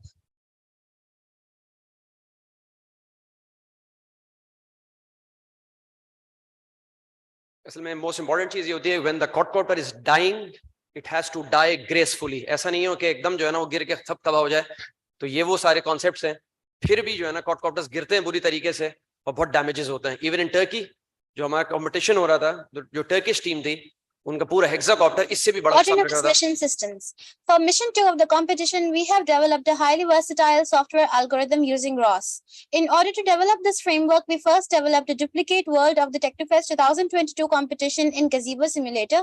We then developed ROS-based Python codes to perform both waypoint navigation and target detection and recognition of the water intake and release areas in parallel. We use the IQGNC and OpenCV libraries for Python-based waypoint navigation and image processing respectively. Once the target areas have been detected, actually यहाँ पे controllers हैं ये आपको बहुत smooth लग रहा है इतना स्मूथ नहीं होता ये इमेज प्रोसेसिंग मॉड्यूल के थ्रू ये डिटरमिन करता है वेयर इज दिस ब्लू और फिर अपने आप को जो है ना ये एग्जैक्ट सेंटर अलाइन करता है फिर कंट्रोलर्स के थ्रू ये नीचे आता है तो ये वो कॉन्सेप्ट है जो कंट्रोलर सारे फिर हमने इंप्लीमेंट किए थे दिस इज रॉस एनवायरनमेंट पूरा और एग्जैक्टली यही चीज पूरी एक्चुअल हार्डवेयर पे रन करती है we use a PID controller to accurately position our quadcopter in the exact center or centroid of the pool. Finally, our mission mechanism system is controlled to suck or release the water. Therefore, our advanced competition layer will control and interact with 4 subsystems, namely navigation, target detection and recognition, PID controller, and the water pick up and release mechanism. जो concept Turkish ने introduce किया है जो precision strike का मैंने पहले आपको दिखाया वो ये कॉन्सेप्ट है वो अपने बच्चों को ट्रेन कर रहे हैं उनकी सारी यूनिवर्सिटीज के मतलब जो उनके बहुत कॉम्पिटेंट बच्चे हैं प्रिसिजन स्ट्राइक का क्या मतलब है ये एग्जैक्टली ये चीज कि आपके पास you need to determine the location उसके पास जाके एग्जैक्टली अपने आप को प्लेस करना तो ये वो कॉन्सेप्ट है Mechanism. Flight performance parameters. Before going on to manufacture a quadcopter for the UAV competition, we purchased a 1-month access for eCalc calculator so that we can validate our hardware and performance requirements. We assumed a maximum all-up weight of 6 kg. The results of our calculations is shown. After developing our quadcopter, our all-up weight is lesser than our initial assumption and is only 5.1 kg. Hence, our thrust-to-weight ratio is also increased to 3:1, which is considered excellent. We also evaluated our battery performance parameters and calculated that our battery can provide a maximum flight time of 18.4 minutes and a minimum flight time of 12.2 minutes, which is more than enough for each mission in the competition. Finally, we evaluated our mission performance parameters. We estimated that our drone can take maximum 74 seconds or less to complete mission 1 and 150 seconds for mission 2. We can also quickly suck the minimum requirement of water in nearly 12.3 seconds from a maximum height of 2.5 meters. Subsystem tests and performance results. We performed various subsystem tests. The first is the motor thrust test. 2.3 kg. 2.7. After performing this test, we were able to obtain some experimental results which were compared with the data values from the datasheet. The results are presented graphically as shown. Second was the chassis test, which was done to make sure that all components are mounted securely to our chassis and that it can sustain sufficient amount of vibrations and impact. We also tested our fail-safe system. Turning on the transmitter. Transmitter on.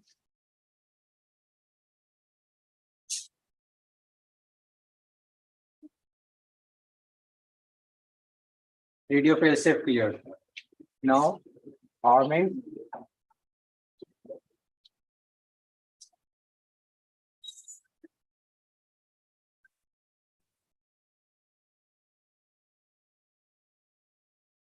Transmitter off. Mode shifted to land. Failsafe enabled. Disarm. Arming. Not arming due to hardware safety switch enabled.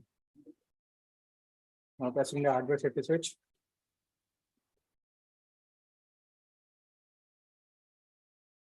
Failsafe cleared. Arming.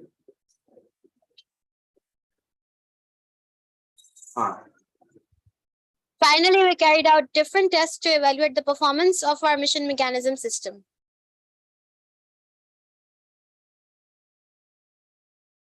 UAV cost distribution. The cost for developing our quadcopter is Thanks a lot, everyone. कोई बात अगर आपको पूछनी है तो आप पूछ सकते हो इससे.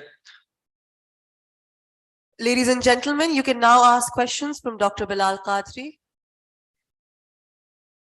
क्या चीज?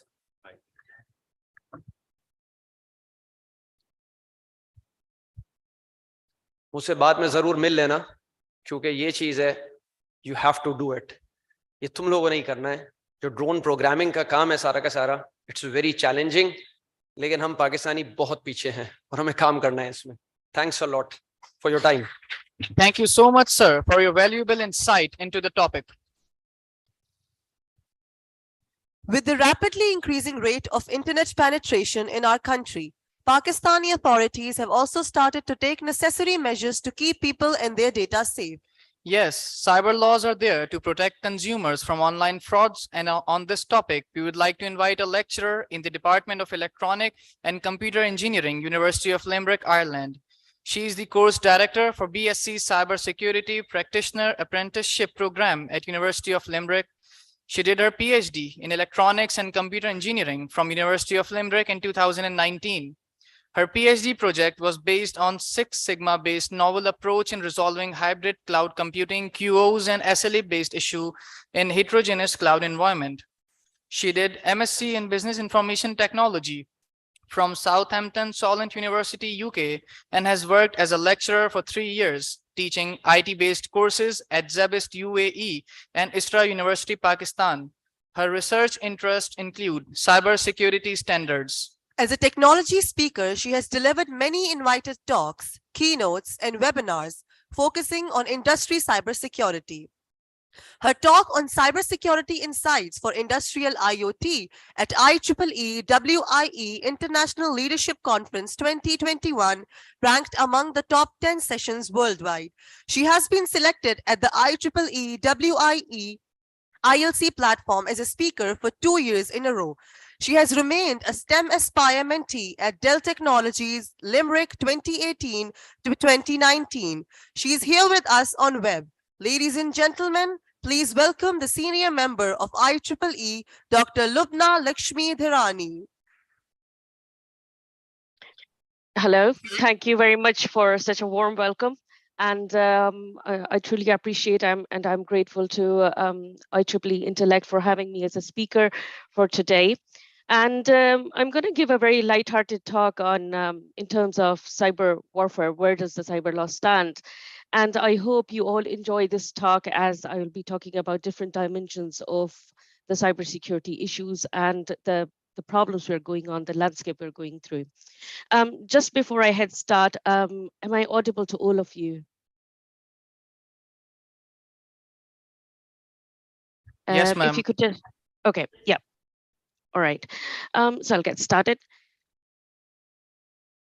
So this is a small synopsis, what I'll be talking about, a brief introduction, which you've already done, so probably I'll skip that slide, and then we'll talk about understanding the cyber landscape, what's changed over the years and what's new there, and why do we need to understand the ethics and morality behind cyber warfare, and how is the control in terms of power, justice, and accountability? How does that power shift, having the cyber security issues in the picture? And then we'll go through some risk scenarios and see where do we stand today? Are we ready? Are we prepared for the cyber breaches? Are we prepared? Do we have any mitigation plan? Where do we stand? Just, this is a food for thought that we'll be discussing about. And then probably if we have time, we'll be going through Q&As. All right, so I'll just skip this slide very quickly here. Yes, my research interest is in cybersecurity standards, governance, risk control, cyber law, IT/OT standards, and industrial IoT or Industry 4.0. I've now worked over a number of projects, and a lot of that is related to, again, cybersecurity and Industry 4.0. All right, so just starting here, like why is this just picking up? Like before 2020, before COVID happened, we all never realized that, okay, cybersecurity is gonna pick up like just like fire. Everybody was like in their own, okay, yes, we do have the right security there, and we have the measures there, and we don't need to worry about it. And cybersecurity standards like NIST or ISO were just there for namesake. They weren't implemented properly. If they were implemented, they weren't audited properly. And mainly it was for just to get a contract. We have standards, so we would get more contracts from different companies. Nobody paid attention, and thanks to COVID, we saw breaches in every single manufacturing and fintech industry. And even very recently, Tesla, they had to call back their new model because a cyber attack had launched and somebody remotely unlocked their latest car. This was a hacking attempt that happened in Moscow. A traffic jam was created by all the self-driving vehicles. They were manipulated, and through the software, all the taxis were called at a single point and caused a traffic jam. So, this is a kind of a very targeted, very specified type of attack. Somebody having a motive, an intention over there to create a deadlock or to have an accident. And who is going to suffer? People are going to suffer. So it's no more just the cyber attackers. We can't take it lightly where it comes to matter of life and death. And then we see giant breaches where data is being stolen constantly. Industries all across Europe and in the US, they're suffering data breaches, even in Australia. Phishing, a lot of attention has come into it. Every 30 seconds, there's a new cyber attack happening somewhere across the world. So this means that the latest antiviruses or protocols or, even air gapping systems or firewalls, they're not just good enough because millions of new pieces of malwares are being released. And, with that practice, all we need to do is have stronger regulations, stronger policies to control, these type of environments. The most recent one that kind of brought this to my attention that, in terms of war, it's no more a physical war, it's a cyber war as well. Over the last 6 to 8 months, we saw how the Russian government tried to target Ukrainian power grids to, just shut down their electricity, or, in terms of different type of critical infrastructures being manipulated. The water filtration systems are being manipulated, HVAC are being manipulated, affecting, just to sabotage their security, just to bring them down, just to affect humans. And the reachability through cyber is much more than physical. Physically, if the war is happening, that's again towards the borders. But when it's a cyber war, everything is disrupted. It's an absolute disruption, politically, economically, socially, morally. And that's something that's really, it's an eye opener for everyone. On the right hand side, you would see the number of attacks that have happened in 2010 till 2021, and the very recent one that has happened in Denmark as well. So you can see over here, from autonomous vehicles to water facilities to manufacturing industries to even nuclear power stations, or different number of environments, industrial control systems, they have been attacked. And the main intention is to either cause disruption, take the systems down, or affect the integrity of the environment, affect how it's functioning, and creating an ultimate hazard. There has been significant increase in cybercrime since 2006. And one of the questions over here is how many of them were prosecuted? Like, just think how many of them have been prosecuted just in Pakistan, how many have been prosecuted worldwide? The figures are pretty alarming. 3 out of 1,000 of all cybercrime complaints globally have been, prosecuted. And that, again, is very specific. even once you identify that a breach has been made, you need to have threat intel, you need to have log analysis, you need to have that proves the evidence that somebody came inside your environment and they manipulated or they stole something for that. And for that, you need very expensive tools like cyber range or threat intelligence teams down there to backtrack how somebody entered, exited, what did they take, and then prove that they took this, to prove that the breach was happened, and then move it forward. Even after it's taken towards the code of laws, it takes probably 1 to 5 years, depending on how big the case is. If it's smaller, it's not paid attention to at all. And the amount of litigation cost that comes across it, a lot of companies, they just fail to stand these type of issues.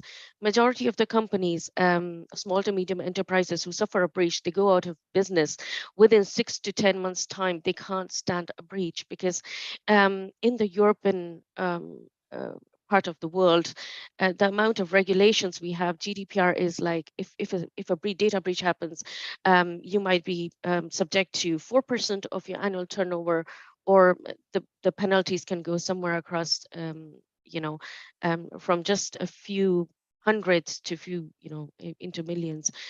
Google has suffered a 50 million breach, and WhatsApp was recently somewhere in 200 million or over. So it's pretty massive down there. Big companies can face these type of penalties, but for small companies, they lose the data, and at the same time, they're very much tied up towards regulations. And that's where we need a very, very strong governance and people to have an understanding of what cybercrime is, what is required to keep your environment safe and have the right governance there. All right, so this is a very intriguing question. Like, how much a ransomware costs? So if somebody wants to launch a ransomware, they just go on the dark web and it probably costs $13. But the cost to protect your environment from a ransomware type of attack, maybe in millions. So it's pretty grave, the balance is pretty shifted. And this is why we're seeing more and more people with hidden motive and hidden intentions. Like, it can be a malicious insider, a person who has a grudge, or it can be a competitor who wants to affect his competitor and release a phishing or ransomware type of thing there. It can be espionage or a number of things over there. So where does ethics and morality comes here in picture? So, we're talking in terms of ethics as everything that's happening is happening over data about people. The Anthem is one of the biggest breaches that happened in 2014 on an insurance firm in the US, in which 80 million people's their personal identifiable information was released. Now, Anthem was connected to the leading hospitals in the US, and a lot of people who had insurance with Anthem were usually government contractors. So the Chinese government had targeted, it was an advanced persistent threat, based on which these they infiltrated these records, and they tried to find out how many of them are how many of these people are traveling cross-border, traveling very frequently across Europe. And from there, they identified, these are undercover people, these are intelligence people. They targeted those people and they got them killed. And this wasn't identified until 2015, when an audit was going on and a person realized that he found a payloader on the system, and that's where they realized that this thing has happened. There are a number of other attacks, like the Titan Rain is very famous again, in which the US systems were targeted by, again, the Chinese government, and some, again, it's very debatable what type of classified or unclassified information was released. Red October is very familiar to people globally, because this is one of the biggest malicious attack in terms of cyber espionage, in which 95 countries were affected, and it's not only government but research institutions, nuclear energy research, oil and gas company, military, like aerospace, everything. Like, they were secretly collecting data over a passage of 5 years, and that's where a huge attention came into mind, that how people are targeting other governments, other places, and Stuxnet is a very familiar, well-known attack that happened on the Iranian nuclear facility. Now, so let's just look at over here, like, is it actually on what moral grounds, or is it lawful actually to just release an attack or do an advanced persistent threat or any type of hacking attempt, or what is their intention? Like, this has become way beyond anybody can attack anybody, and there's no rules, no policies, no regulations, and who decides what? So let's say, as an example, we're taking Stuxnet. So let's say Stuxnet was breached because US said we have an intention that the Iranian may use, they may put up the nukes. So they jeopardize it using a worm, a virus through a USB port, and they manipulate the centrifuges down there. Now, it's not only Stuxnet that was affected. Now, all the suppliers that were supplying the equipment, the hardware to Stuxnet, were compromised as well. So Siemens equipment that was being used across different industries in different parts of the world, Siemens had took a blow at that as well. They had to take out all their things as well. So when a cyber attack is happening, just let's go back to Anthem. In 80 million people, it's not 80 million. We're talking about undercover officers, probably 100, 200, 300, and the rest are common people. So does it give it the right to counter back an attack? A lot of countries, they take it that way. Oh, you attacked my environment, now I'm going to attack you back, and I have the moral grounds to do that. So this is one of the biggest gray shades, gray area. There's no regulation. You attack me, I attack you back. You attack me, I attack you back, and this goes on and on and on. It's very important at this point to understand the intention, and that's where the morality comes into picture. So some of the states, they do they have a financial intention, such as South Korea, or Iran, or there are many other countries across the world where there is there are financial sanctions down there, which means that there's an embargo on how much money comes inside the country. How do they make money from that? Let's take up North Korea, which had 1,800 cyber hackers in 2015, and now the number has gone up to 6,000. So they have three different divisions. The first one, they do threat intelligence. The second one, they look at vulnerabilities in the environment.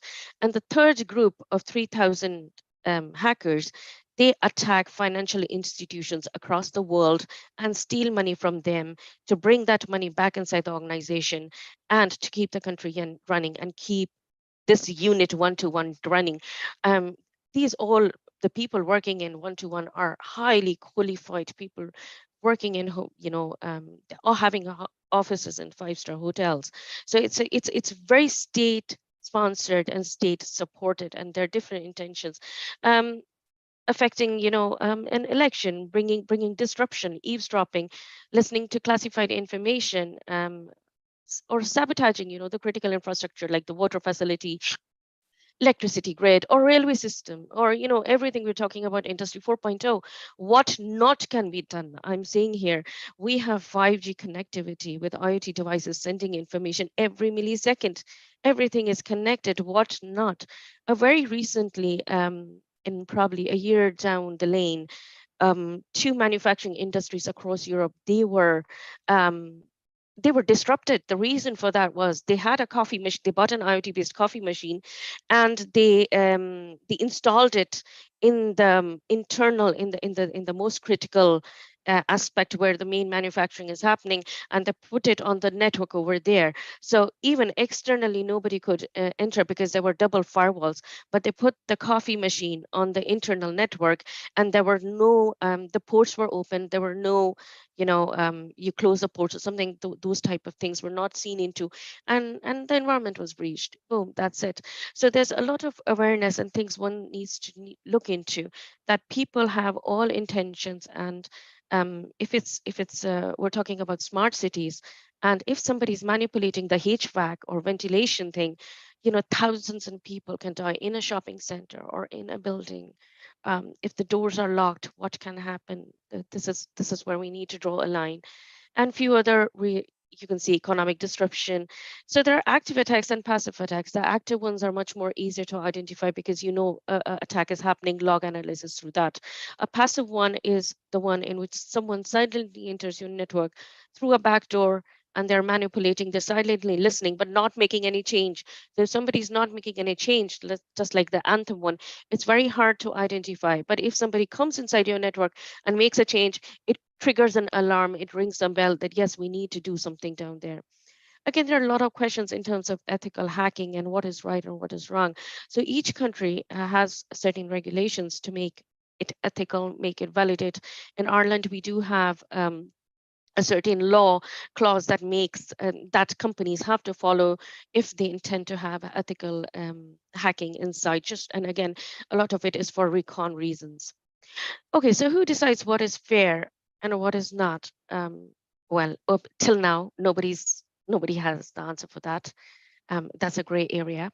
Everybody has this thing going on, and to draw a line between draw a line is a war term usually we're using in war. So where do we draw the line between this is wrong and it's affecting a moral compass and this needs to change, this is affecting me? Well, that's where we need regulations such as GDPR, NIST, HIPAA, and a lot of other controls down there to fill this gap as they bring in accountability, transparency, confidentiality, a lawful basis. It tells us we can use the data, but how? We can do this, how much? How can we store? How can we transmit?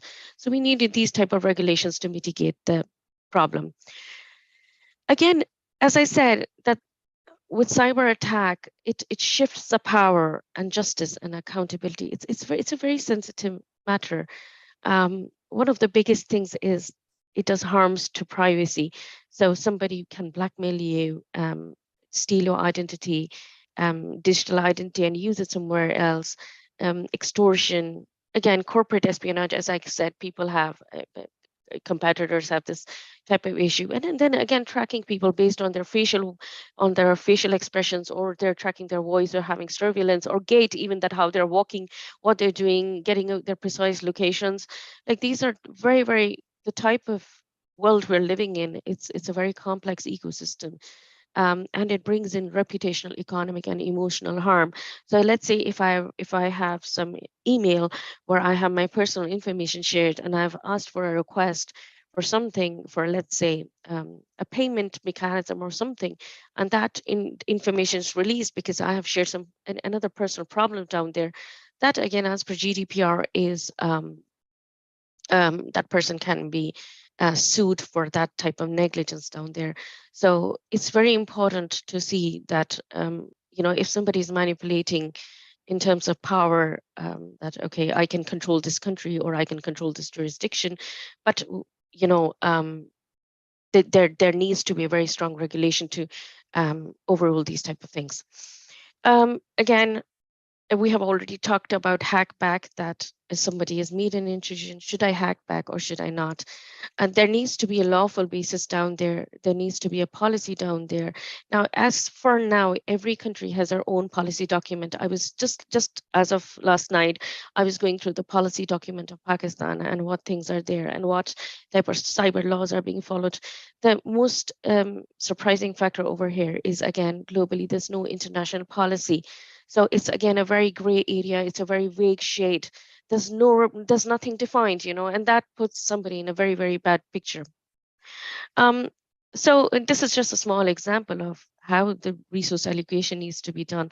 Some people get Wi-Fi based pacemakers installed, and if somebody has a malicious intent and he affects the person who's wearing the certain pacemaker, that's misuse of power, that's unjust. But this is something, the more and more cyber attacks that are happening towards the healthcare industry, they're trying to steal information about people, what type of health conditions somebody's having. There are more cyber attacks happening even on the genomic data centers, just to get the genetic information. Once you have a genetic information, they know how you behave, what your traits are, what your weaknesses are, what are the probabilities of a certain disease that you may have. So it's again a very misuse of power, and this is unjust, and it needs to be held accountable. So what do malicious actors want? Data. data is the new gold. Data is everything. In terms of, if you're talking about stock exchange, it's data. If you're into manufacturing, you want data analytics. You're even online, how many people viewed my thing? So it's all about data. But to protect that data, the data is at many risks towards their cyber risk, their privacy risk, and we need to do continuously monitor the data towards fraud, towards different aspects, and have auditing techniques down there just to protect the critical information about people. So resilience towards what? Resilience, we need to make our environment resilient towards different type of attacks down here. So these can be internal attacks within an organization, or somewhere, let's say we're depending on cloud infrastructures or external softwares, hardwares, those type of dependencies and external shocks that happen because of government. If there's a war going on an arm-based conflict, that can affect a company very down the lane. So this is where the company internal is. This is the external dependency, and this is the whole overall regulation down here.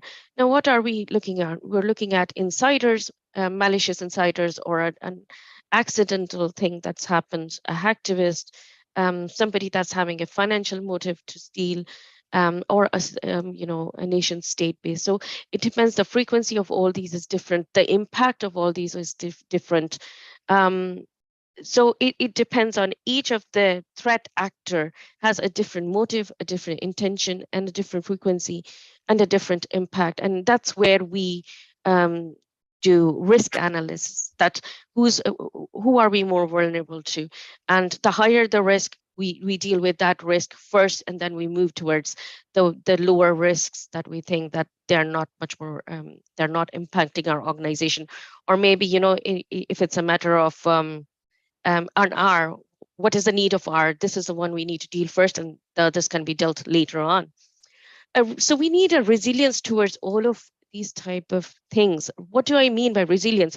It means, let's say, if there is a denial of service type of attack, I need to have a backup plan. So let's say my system has led to an absolute downtime, and now I cannot function at all. In that situation, I need to have a backup plan. Let's say, and that's what I tell all the industries that I'm teaching this cyber law and regulations module to. The first question I ask, if a cyber attack happens to you, do you have a backup plan? Do you have an alternate source? Have you kept your critical assets? Do you have a cyber strategy for it or no? If you don't have that in place, it means your organization, once a cyber attack happens, you cannot get over from it. Your organization will fail. So either that's a healthcare organization, or if it's a university, because a lot of schools and universities across in Ireland, in US have suffered a breach. And trust me, one of the finest universities couldn't operate for 6 months because they did not have a backup plan. So I've just divided this into, again, high impact and different type of scenarios down here. So the first one is an example of Shamoon virus that infected 35,000 computers in a Saudi Aramco, an energy company down there, and it destroyed 85% of the hardware. Now, this has happened in 2015, and it led to an operational disruption. They had to go manually just to paper-based financial systems, and they had to disrupt all the hardware. They had to take it off, build a new system, buy new computers, have a new cybersecurity blueprint there. And again, in 2020, they suffered another breach. And that time, the hackers, they put their data on the dark web and they asked for cryptocurrency. So even after having one breach, they didn't learn the lesson. They again had a second breach down there. But this time, one of the situation that was there, that they did have some certain things isolated from where they can, recover back. But again, the data that was put up, that was stolen, was classified, was critical data. So it means if that data goes out, that company is going to suffer huge reputational damage, business damage, economic damage. It's going to be really grave. The second scenario, again, that's about a data breach and targeted information leak that's happened within an organization. In the third scenario, you can see what I was talking about upstream or technological dependency. So let's say if a cloud provider fails, what do? You just go to downtime and say, oh, I can't function because my, it's an absolute downtime, and they don't have. Usually in cloud, you go for one instance, second instance, or different regions where your data is kept. But there are situations where cloud providers suffer, downtimes in multiple locations, or probably all across, or at a certain whole continent down there. So that leads to a huge, shock scenario, and you need to have a resilience, again, a backup plan. Where do I keep my data? No matter what happens, my company will still keep running. That should be your cybersecurity strategy. And the third one, as I mentioned, if there's an armed conflict, and that can affect, how your contracts are going on and how services are being provided to your country. So just a big overall, a quick bird eye view on the cyber threat landscape down here. By 2025, 90% of the data that will be on the cloud. So this is what we're talking about. 200 zettabytes of data will be in the cloud, processed every single day. So that's a huge volume of data that we're talking about. We have high connectivity is critical. We're bridging IT, OT, our information technology. Yep. Sorry for the interruption. Yep. It's a request to conclude your speech within 5 minutes. Yep. Thanks for the heads up. All right. So this is a threat landscape that we're going through, and 77% of the organizations, as per World Economic Forum, they don't have an incident response plan, which means there's no backup plan for these type of attacks. And these are the 7 main threats as per NIST threat landscape, and they're divided into multiple classes. You can see cybersecurity is a huge area of research. Each area is massive. And again, it depends on what you pick out there. What is their motive? Again, their motive can be sabotaging, financial disruption, operational disruption. And again, if you're not prepared, as 24% of the manufacturers, 50% of them, they suffer an attack, and out of only 24% are able to defend it. The very recent one is on the Danish railway, in which they suffered a massive distributed denial of service attack. Now, why is this happening? Because they relied on a third-party service provider, and they did not assess the risk related to third-party subcontractor. It means they did not look more into the standards, more into regulations and policies down there. So when we're connecting our IT and operational technology, the number of breaches and risks increase, and that need to be taken into account for.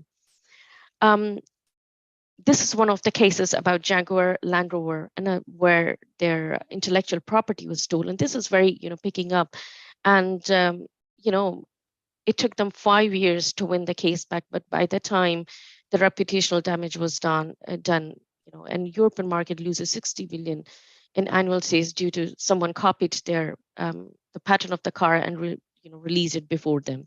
So I'll just quickly skip through these slides because they say the same thing. It takes at least 5 years, and then you can see here the total cost is around 3,258 in millions if there is an IP breach, which is an intellectual property breach. And the manufacturers over here in Ireland and across Europe this is one of the main costs, that they don't want to lose their IP.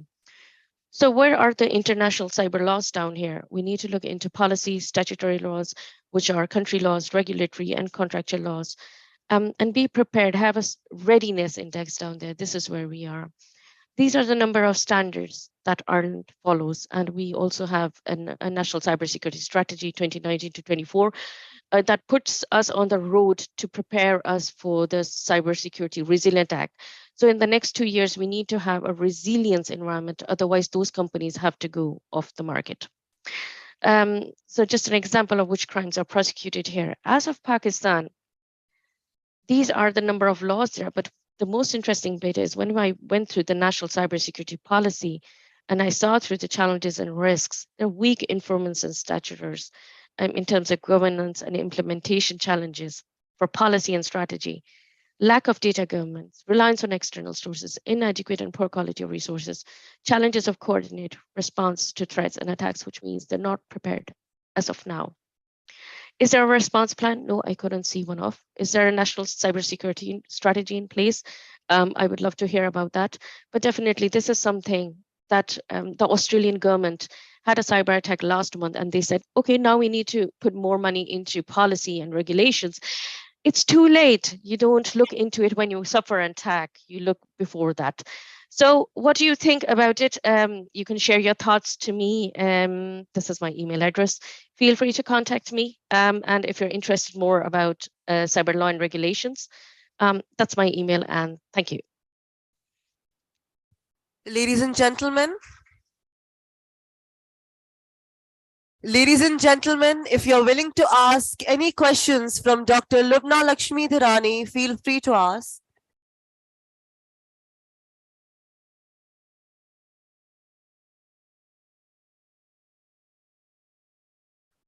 Thank you, Dr. Lubna, for such a remarkable research.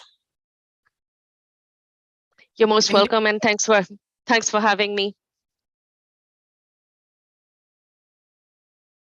Indeed, the discussions were exemplary, and I believe the youngsters must have learned to think out of the box in different dimensions. With this, plenary talks come to an end, and we would proceed towards the conference summary. Now, I would like to call Chair Intellect 2022, Dr. Samir Hashmat Qazi, on stage to present conference summary.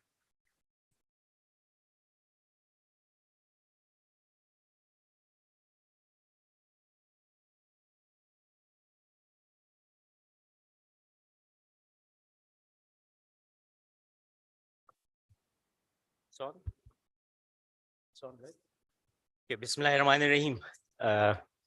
Assalamu alaikum, everyone. And before I proceed with the conference summary, I would like to pay my tribute to my teacher, Dr. Wali Uddin, Vice Chancellor, Sir Syed University. Like Dr. Bilal, I've been taught by Dr. Wali. I was even privileged to have been taught by him in my undergrad degree when I was doing my electrical engineering from NUST PNEC. I still remember the year. It was back in year 2000. I still remember the course. I think that is called LICA over here, Linear Integrated Circuits at KIET. So I still remember whatever courses I've been taught by him. And the student-teacher relationship has still not ended. Even now, after a period of 22, 23 years, my first go-to person whenever I run into a problem is Dr. Wali. When I was assigned the duties of the chair for the first INTELLECT conference, this is the third one, by the way. So I was assigned this duty back in 2016, and the conference was to be held in 2017. So we were late in approaching IEEE Karachi section, and we couldn't get the slot in the particular month that we wanted. Sir Wali was Dean at Hamdard University back then. Sir was very kind enough, gracious enough that he swapped our slot with his. He gave his slot of the Hamdard University to our conference. Even now, whenever we have any problems, like during the COVID, the universities were confused about what policies to follow. So sir is just a one phone call away. I can call him and get guidance on anything that I want. So the teacher-mentor relationship with the student is still there. My second tribute would be to Dr. Bhavani Shankar Chaudhary, Chair IEEE Karachi section. He has been very helpful whenever I was organizing this conference. And sir is also humble enough. He's just a phone call away. Whenever we have problems in our call for paper circulation or in getting plenary speakers for our conference, even while he's traveling internationally, sir is always giving me prompt responses. And I'm very grateful to him that for the third time, during the organization of the INTELLECT conference, sir had been very, very resourceful to us. So thank you. Okay, now I will present the brief summary of the conference, the task that I was supposed to do. Okay, so I will give a rundown of the conference activities yesterday and today. So yesterday on day one of the conference, opening ceremony was held in the morning session, in which 4 international and national speakers spoke on very pertinent topics of latest technological research, which will help eradicate the current national issues and challenges in Pakistan. During the afternoon session yesterday, 3 keynote talks from national and international speakers were delivered in the technical session rooms. They were followed by oral presentations on the accepted papers for this conference. The papers were in the technical tracks of computing, communications, and networking, and signal processing. In addition, 2 workshops were also held in parallel with the technical sessions. The schedule for today, day 2 of the conference, during the morning sessions, again, we had 3 keynote talks from esteemed national and international speakers. They were followed again with the remaining oral presentations, which were in the domains of microwave and antennas, microchip and microsystem design, and control and automation. Concurrently with this activity, a tech startup competition was also held by the name of Pitch to Shine. Okay, in the closing ceremony that we are a part of, again, we have witnessed 4 international and national speakers that were giving their talks on the latest technological topics. And again, all of the speakers highlighted the need for R&D to address the problems currently confronted by our country. The conference will finally conclude today with the Best Papers Award distribution ceremony as per the decision of the external judges. In the end, I again thank the support of all higher management of KIET and the guidance of the IEEE Karachi section in the conference planning and execution. And I will again seize this opportunity to thank my organization team. The conference would not have been possible without the excellent teamwork of all the organization committees. I will not take names because then you may forget some.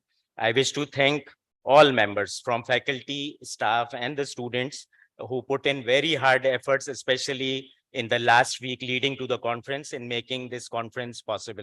And I hope everyone here must have benefited from it. Thank you. Thank you, sir, for such kind words. Now we are heading towards the concluding remarks. Before we invite our guest up on the stage, he deserves an elaborate introduction. He is the Professor Emeritus and Advisor, Faculty of Electrical, Electronics and Computer Engineering, Behran University of Engineering and Technology, Jamshoro. He did his PhD in the field of microprocessor-based intelligent instrumentation from the School of Electronics and Computer Science University of Southampton, UK in 1990. His list of research publication crosses to over 70 in national and international journals, IEEE and ACM proceedings. He also has credit of becoming one of the editor of books, Wireless Networks, Information Processing and Systems, Emerging Trends and Applications in Information Communication Technologies, and Wireless Sensor Networks for Developing Countries, published by Springer Verlag, Germany, in addition to more than a dozen books published nationally.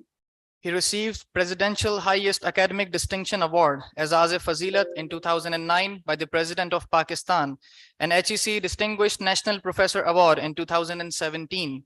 In addition, on the Diamond Jubilee celebration of the Independence Day, 14th August 2022, the President of Pakistan has conferred him with Sitara Imtiaz Civil Award. May I have on the stage Chair IEEE Karachi Section, Dr. Bhavani Shankar Chaudhary.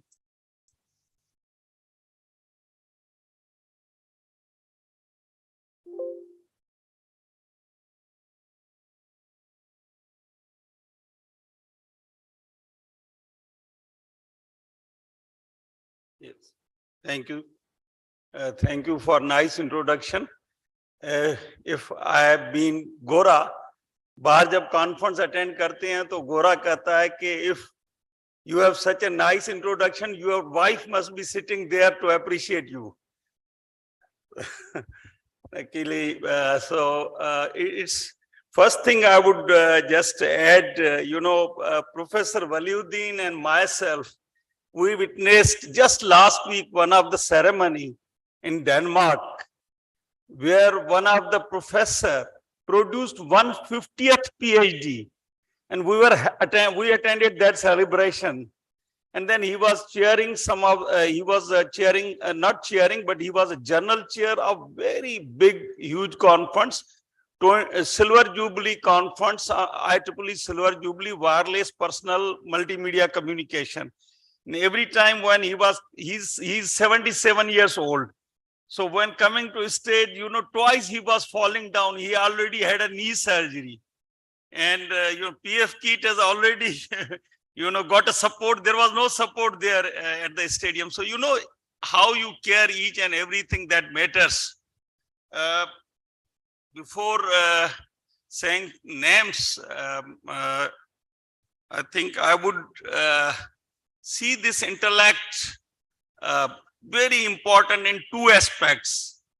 On this year, on this day, 40 years ago, IEEE Karachi section was born. It was 1982, this day, IEEE Karachi section, which was the first subsection. In 1978, then got full section, and Intellect is part of like celebrating that 4 decades of achievement of IEEE Karachi section.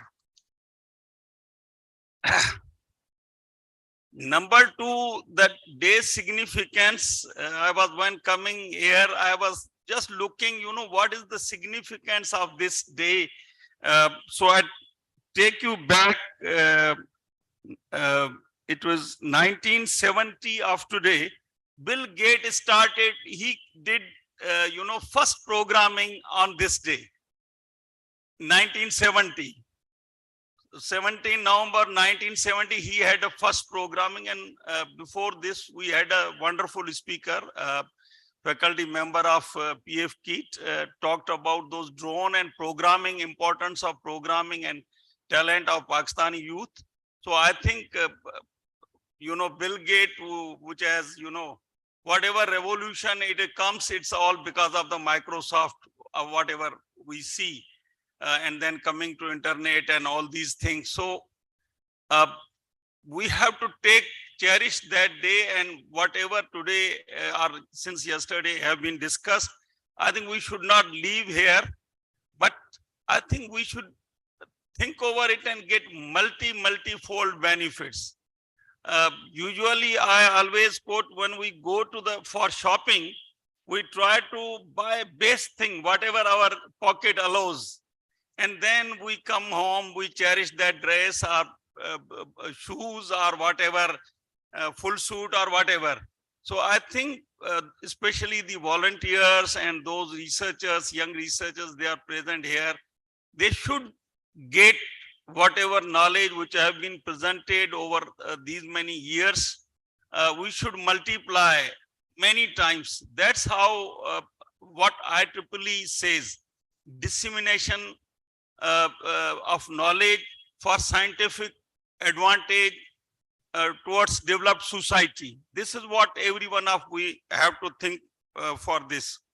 So I am highly grateful to Professor Waliuddin, Chief Guest of the occasion, Air Vice Marshal Usmani Saab, President Pakistan PF-KIET, very old, very senior colleague, Dr. Muzaffar Mahmood. It's good that such a event gives the opportunity to see each other, otherwise we don't meet each other. Dean Academics, Jafri Saab, Director College of Engineering. Walid Ajaz traveled all the way from Canada. We've been there a month ago. I was visiting, and I'm thankful that he, as soon as Dr. Samir requested that we need some good speaker with whom we develop more collaboration and all these things, I requested Dr. Walid, and he agreed to come here. So I'm grateful on behalf of IEEE Karachi section. Definitely Dr. Samir Qazi, who is all taking effort, and whenever we say, some of the IEEE guidelines are there, he always welcomed the guidelines and suggestions, and he got such a volunteering team here to do all the tasks. He has already informed about the whatever contributions or submissions came and then scrutinized, reviewed, and I'm sure soon they are going on IEEE Explore. Let me just take you back. It was 1990, I returned back with my PhD from University of Southampton. That is hometown of Lord Mountbatten, by the way. And there was an IEEE event. They say IEEE just symposium it was in Awari Tower, and there was Abdul Mahmood, I don't know, Jubilee Corporation CEO, anyone knows him or he is no more there, Allah Jannat Nasib kare. वो अपना एक event कराते थे कभी 2 साल में एक बार, 3 घंटे का होता था, थोड़े कमर्शियल रिव्यू टॉपिक्स उसमें आते थे businessman. So when I came there, my topic was, because I returned with a PhD, जामशोरों से मैं दोपहर को निकला, जून में था, और I got एक कोई पेशावर से बस आ रही थी, उसमें जामशोरों से बैठ गया, यहाँ पहुंचा, और 3 बजे सेशन होता था, 3 से 5 या 6 बजे आफ्टरनून, क्योंकि there was no awareness about IEEE. तो जब मैं अपनी प्रेजेंटेशन देने लगा तो वो पूरा ये वक्त डार्क शर्ट था, सूट था, तो वो पूरा कलर उसका change with all sweating. Oh, so everyone said, you know, this is the spirit, this is what we need to have. And that was the day. This year I completed my 35 years of IEEE professional membership. This is the 5th tenure as the IEEE chair, Karachi section. After being a chair, we started Balochistan subsection. So we have got Quetta subsection. We have got now Sakkar subsection. So we are expanding. And everyone must be knowing, agar main IEEE ki details mein jaunga, ke more than 400 journals they are publishing. 40% of all research publications of electronics, electrical, computer, biomedical, even education, all those technologies are coming from IEEE. So that's what level IEEE is contributing. जब हम बाहर जाते हैं, इसकी IEEE की R10 कहलाती है. There are 10 regions. We fall in R10, which is having China, which is having India, which is having Japan, which is having Singapore, Australia. Such a big region is there. When it comes in terms of IEEE, they said, you people are so organized. You know, they think that Pakistan may not be doing that good in other things, but when they see in IEEE, they said, you have got all the potential. जैसे हम जिक्र भी करते हैं कि हर चीज में potential है, लेकिन वही बात आती है कि इम्प्लीमेंटेशन पे हम जब टीम वर्क पे आते हैं तो वहां प्रॉब्लम हो जाता है. As a individual we can do a lot. So we have got all the potential. Or IEEE का एक identity है, I don't know, most of the telecom or computer students, they must be knowing all the Wi-Fi you are doing today, it's the IEEE standard. So IEEE develops the standards as well. Your 802.11 dot whatever you must be knowing, that is the Wi-Fi IEEE standard. So IEEE is developing so many standards, and you can be a part of those standards. Recently हमारा एक topic था, first ever all my paper publications in my 4 decades of career, किसी में 4 impact factor से ज्यादा publish नहीं हुए. There was one student, he worked on railway track condition monitoring. He said, sir, let's try an IoT transaction 9.90 impact factor journal. I even told him that, you know, it would be difficult to get published in such a high impact factor. They must be looking for, you know, such an advanced technology. फिर हमने सोचा कि let's give a try. हमने submit किया. Usual the publication time is 2 years. That was published in 8 months time. So within 8 months in IoT transaction journal. So we should not underestimate ourselves. और उस paper का नाम जो title है, it's a मुहाफिज, Urdu में लिखा हुआ, मुहाफिज की abbreviation Muhafiz. Then IoT based railway track recording vehicle, वो जो डिजाइन किया है पूरा उस ऊपर. And Pakistan railway kindly gave us for our lab a railway track in Mehran University to carry out more further research. तो हम अगर efforts करते रहेंगे, I think there are a lot of opportunities are there. IEEE is there, IEEE branches are there. We are having 33 branches active in within the Sindh and Balochistan educational institution. Almost there are more than 2 activities, and I have to respond every 2 activities. On Monday, there is another IEEE SCONEST at Sakkar, IBS Sakkar, student conference on engineering, science and technology. So almost, I think on Saturday, there's another event in FAST. So every day there is 1 or 2 events going on. So it's the biggest professional development forum. And I'm so happy that Pakistan PF-KIET administration always welcome, always support IEEE platform for professional development of all of us. I say including myself because I learned so many things here. And in this morning's speakers, I think all of 4 speakers, like one of them quoted that student of Dr. Wali, and we have been knowing since last more than 3 decades. And 3 other speakers of this session, they remain my direct students. So I really feel pleased and honored to see that how people are contributing on such platform. And let's hope and pray that such contribution continue and our young generation would get maximum benefit. Pakistan, Paindabad. Thank you so much, sir, for your precious time and words. Now, I would like to call on stage Director, College of Engineering, Syed Najib Haider Jafri, for his closing remarks.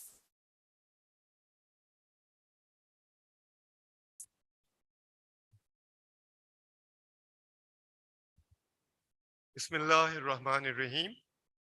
Good afternoon, Professor Dr. Waliuddin Abbas, Professor Dr. Bhavani Shankar Chaudhary, President KIET, ladies and gentlemen. I believe that during these 2 days, all of us have obtained a fruitful discussion. In the 3rd International Conference on Latest Trends in Electrical Engineering and Computing, Technology, Intellect, whose main theme is improving professionalism and reflective thinking through design research. We have learned a lot from the plenary and keynote sessions delivered by amazing speakers and workshop sessions who shared their interesting work. Once again, on behalf of President KIET and INTELLECT Organizing Committee, I would like to thank you for delivering such important material so that all of us can deepen our knowledge about design research. I would also like to congratulate all categories of speakers who would receive Best Paper Awards for Intellect 22. Finally, I would like to thank all committee members for organizing this conference and ensuring that it proceeded smoothly. I would also like to apologize for any inconvenience that you might have experienced during this conference. Ladies and gentlemen, there's an old cliche that when there is a meeting, there will be a goodbye. I'm certain that you all are looking forward to getting back to your respective homes. So I thank you once again for your participation and wish you all the safe journey home. I hope that you all enjoyed your stay here in our lovely city, Karachi, as well as our conference. And I do also hope that we can meet again in the 4th Intellect 24 in 2024. Thank you. Thank you very much. Words can't express how much we appreciate your support and encouragement, sir. Thank you for this event and for wonderful contribution. Before we commence the prize distribution ceremony, I would like to invite President KIET, Air Vice Marshal Usaidur Rahman Usmani, Sitara-e-Imtiaz Military, on the stage to share his views regarding this event.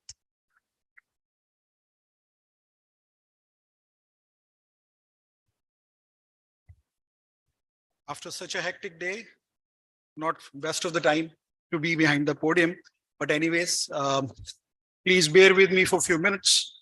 Honorable Chief Guest, Dr. Waliuddin Saab, Vice Chancellor Sir Syed University, IEEE Chair, Dr. Bhavani Shankar Chaudhary Saab, our honored international and national speakers, distinguished guests, ladies and gentlemen, Assalamu alaikum. It is indeed a very satisfying moment for me to stand here at the closing ceremony of Intellect 22. It is a very important milestone for the KIET. As we conclude our third international conference conducted in last 1 year, this one being from the platform IEEE received a very good response and has been very well attended. I hope that all the participants, authors, students, and our faculty members have benefited immensely from it. It was indeed great pleasure to witness the students and young faculty members participating eagerly and actively during the sessions.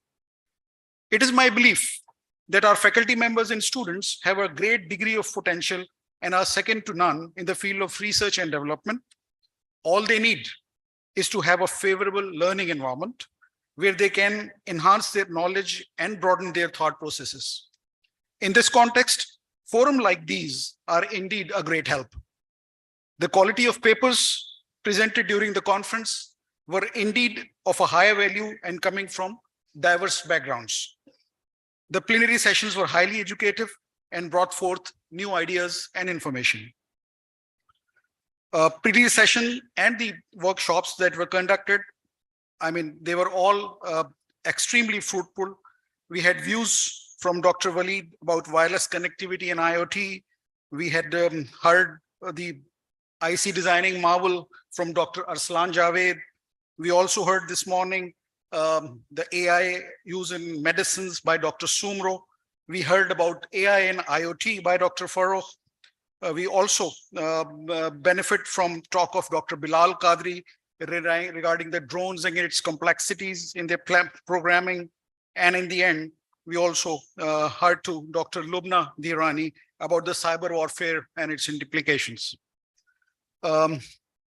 Ladies and gentlemen, everything begins with an idea. We must let our ideas and thoughts give us inspiration. All creativity comes from our imagination. You first imagine, that you create. Creativity is something you can never give up, and it never is used up. The more you use, the more you have. That's why it is said that the best way to have a good idea is to have a lot of them. The world well-known engineer who spoke in 8 different languages had more than 300 patents to his name. His name was borrowed to name electrical car and energy storage company created by Elon Musk. Hear what this great man, Nikola Tesla, has to say about a century ago in 1926, where you can easily recognize the device that he talks about, which has changed our life over the years. He said, and I quote, "When wireless is perfectly applied, the whole earth will be converted into a huge brain." Go back in 1926, he's talking. I say again, when wireless is perfectly applied, the whole earth will be converted into a huge brain. We shall be able to communicate with one another instantly, irrespective of distances. We shall see and hear one another as perfectly as we face to face can, despite intervening distances of thousands of miles. And the instruments through which we shall be able to do this will be amazingly simple compared with our present telephone. A man will be able to carry one in his pocket. I unquote. You cannot resist observing that the common facts of today are the products of yesterday's research. Yesterday's dream has turned into reality today. There are no dreams too large, no innovation unimaginable, and no frontiers beyond reach. We have a responsibility to move our dreams forward, no matter what, because the risk of moving forward your dreams is much lower than the slow everyday punishment you inflict on yourself by suppressing your dreams. Remember, you don't have to be great to start. You have to start to be great. And this is where, ladies and gentlemen, activity like these come handy, and they help you agitating your mind to be imaginative and to be creative. And more importantly, be a genuine and out-of-box thinker, as they say that the difficulty lies not so much in developing new ideas as in escaping from old ones. I hope that this conference did bring out that urge and appetite in you, because what you feed your mind determines your appetite. For this humble endeavor, in the same pursuit we called Intellect 2022, I would like to profoundly commend the efforts of the organizing team led by Dr. Sameer for the planning, follow-up, and the conduct of the two-day activity. The administrative team led by Group Captain Mahmood also deserve a lot of appreciation for handling the administrative arrangements in a highly professional manner. A word of praise for all those as well who worked hard behind the scenes and helped in putting all it together for us to benefit from. I especially thank IEEE Karachi section for affording us this opportunity to hold the conference under the prestigious name of IEEE. In the end, I once again profoundly thank our chief guest, sir, and all our other guests for honoring us with your presence. I thank you all. Pakistan Zindabad.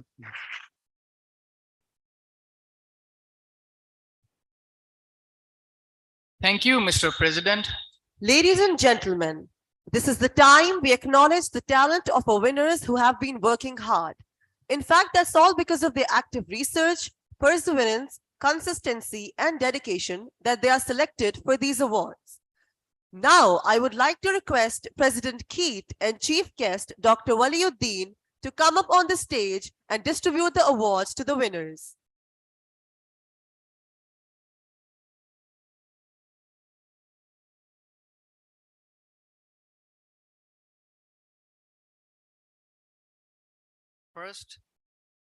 First, I would like to request Dr. Tawfiq Ahmed Sumro to come up on stage and receive the conference souvenir from our chief guest.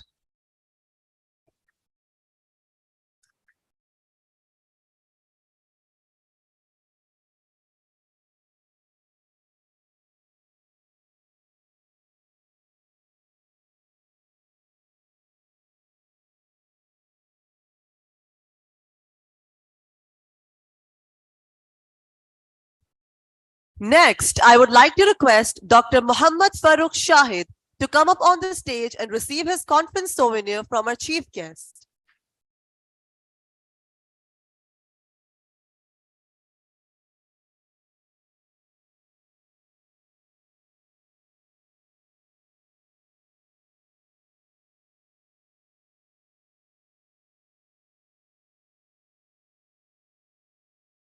I would like to request Dr. Muhammad Bilal Qadri to come up on stage and receive his conference souvenir from our chief guest.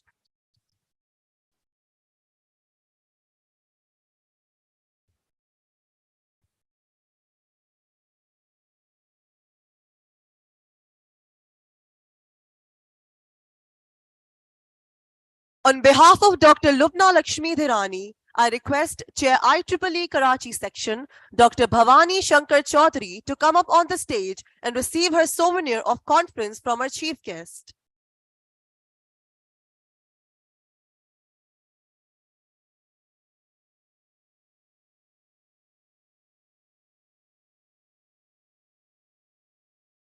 I would also like to request Chair IEEE Karachi section, Dr. Bhavani Shankar Chaudhary, to receive his conference souvenir from our chief guest.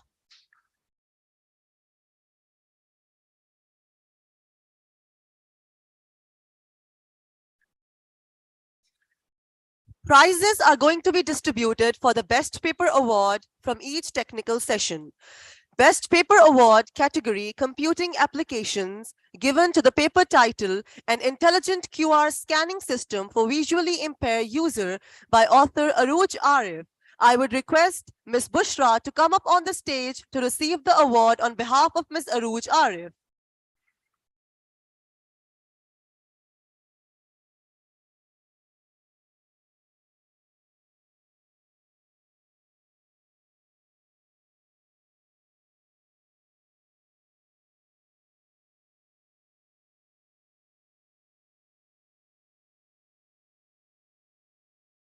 Best Paper Award category Communication and Networking, given to the paper title UAVs as Relays, Opportunities and Challenges by author Dr. Muhammad Naveed.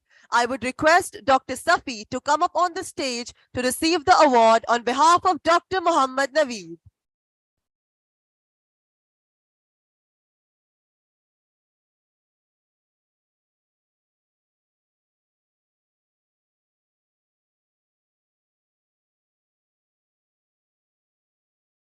Best Paper Award category, Signal Processing System, given to the paper title, Prediction of Heart Attack Using Machine Learning Approaches by author Sadia Arshad. I would request Ms. Sadia Arshad to come on the stage to receive the award.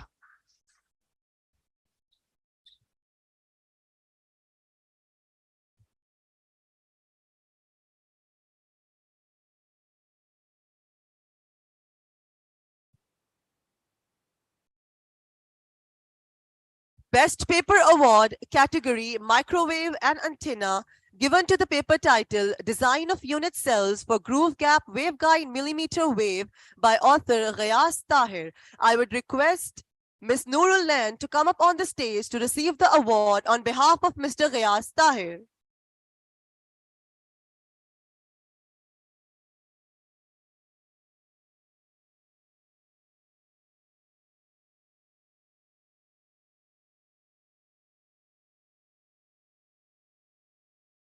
Best Paper Award category, Microchip, Microsystem Design, given to the paper title, Customized High Performance On-Chip and Off-Chip Inductor Design to Transmit Power in Millimeter Distance Compared Over Contrasting Electromagnetic Simulators by author Aqsa Zahra and Mohammad Tahir. I would request Ms. Aqsa Zahra and Mohammad Tahir to come up on stage to receive the award.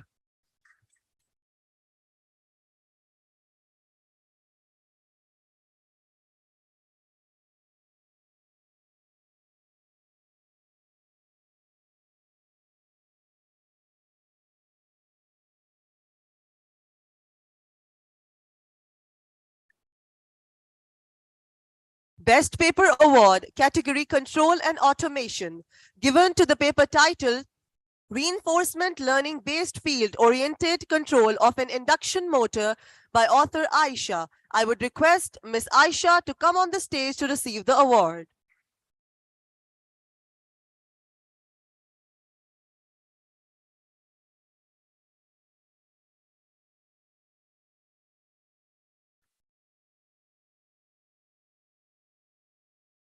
Thank you, Mr. President and the Honorable Chief Guest. If you believe in yourself and have dedication and pride and never quit, you will be a winner. I congratulate each and every one of you who won the prizes and wishing you all the best of luck for future. May you always find the right and perfect opportunity for you. It's time for the final address by our Honorable Chief Guest. He earned his PhD in Electrical Engineering from Northeastern University, Boston. Earlier, he did his BE degree in Electronics from NED University with first position and went on to do his MS degree in Electrical and Electronics Engineering from Boston University. He initiated BE Electronics, BE Telecommunication, MS Computer Science, MS Engineering, PhD Computer Science and PhD Engineering degree programs at Iqra University, Karachi as Dean Faculty of Engineering, Sciences and Technology. He initiated BE Electrical and BE Mechanical degree programs at Hamdard University as Dean Faculty of Engineering, Sciences and Technology. He has been a key member of a team as registrar who brought financial turnaround of Hamdard University in less than 2 years. He has been a key member of a team who developed and expanded MS and PhD programs at PNAC NUST. He has more than 20 years experience of heading faculty and department as well as post-PhD. Research and teaching experience along with the supervising research at graduate and doctorate level. He has published plus presented 63 research papers from 1995 to 2018 in journals and conferences. He is presently serving as a Vice Chancellor of Sir Syed University of Engineering and Technology. I humbly request our Honorable Chief Guest, Dr. Waliuddin, to conclude this event by sharing some words with us.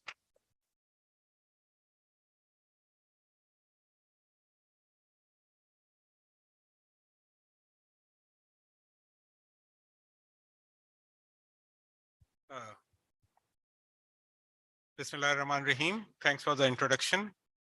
And also thanks to Dr. Bilal Qadri and Samir for appreciating my efforts and as a teacher and as a mentor.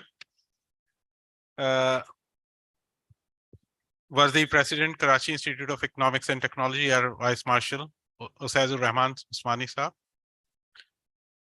Dr. Muzaffar Mahmood, Dean Academics, Professor Dr. Bhavani Shankar Chaudhary, Chair, IEEE Karachi Section, Dr. Samir Qazi, Chair, Intellect, Director, other speakers, faculty members, and dear students and ladies and gentlemen, Assalamu alaikum. This is a third, every time probably I have visited this event, but this is the first time I'm here as a chief guest, and I see the progress every year. It's always very well managed. There's a lot of efforts was put on before the final day. And so why we held this type of conferences, and the topic for this conference is latest trends in electrical engineering and computing technologies. I was giving a presentation to businessmen on Sunday about the emerging trends or emerging technology trends which can be utilized in our business and industry. And if you look around the world, and if you look maybe 10 years back or 20 years back or 30 years back, the life we are living has totally changed. And definitely the curve is exponential for the change. Previously, it was very slow, but now as we pass on every day, we see the change around in one form or the other. And what's bringing this change? It's the latest technology. What we have seen today, what we have discussed, from GT to the 6G to cybersecurity to the IoTs to cloud computing to the computing platforms to the high-speed devices, nanotechnologies, and these are bringing the change in our everyday life. And that definitely, it's a chance for us as a Pakistan that we should come forward and bring. Definitely what we see is that we have a huge gap in our international exports and imports. The only thing which is changing, which has been growing in terms of earning from outside Pakistan, is the area of IT sector. Otherwise, all the other sectors, we are lagging behind. But what we are we have visited, because with one of the projects we have got for the European Union, and we have visited number of countries in Europe recently. And we find out that they require a human resource. They don't have that much human resource to work on their ideas, what they want to see in coming years. We have those human resource available. The one thing which we see is lacking is we don't have that resources to convert that our knowledge into practical experience. And one thing which I'm glad to see today is about the drone, that we have started working practically on the things which we learn in our classes or we do the research. And so that's the difference is between the developed nations and what we are facing right now. That in some of the technologies, we don't require such type of huge labs, but in most of the technologies we see in number of areas, we require some ways or some ecosystems to convert our research or the ideas, innovative ideas, into a practical products. So we have to collaborate, and that's with the other countries as well as within our different organizations within Pakistan. Like one way is that we should collaborate, all the universities should collaborate in such type of research, some type of, or maybe with the government organizations for the product development. So, and to get these ideas, because the universities has one thing is to impart the knowledge, which we do it in the form of the education in bachelor's, master's level, but to create the knowledge or to, and that's a basic part of any university should be. And we have to contribute on creating the knowledge by different activities, and one of the activities is to hold such type of conferences in which we discuss the new ideas and how to do about doing the same thing with the new ideas. So things we have to see once we come over here, we interact with the people, which they are, what they are, in which area they are doing, we get the knowledge, and if we interact, then we get to find out things. One thing which has been pointed out by Dr. Bilal over here is that he has shown number of mathematical equations, and now you definitely sometimes it's very difficult to use the actual knowledge, the information into a practical idea. But there are a lot.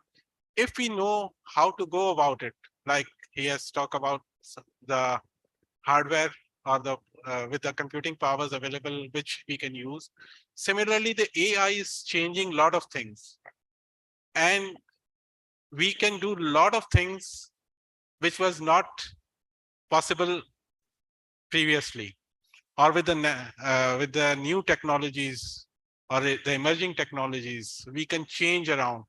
And that is, I think, this conference has done a lot, because whatever I've seen in the different topics which has been covered with the speakers, as well as with the different papers, the technical session, in the papers in the technical sessions, as well as in the workshops. And this is the need of the hour, and this is what we have to do. So I think the number of students, definitely they will going to benefit from the ideas which we have discussed over here.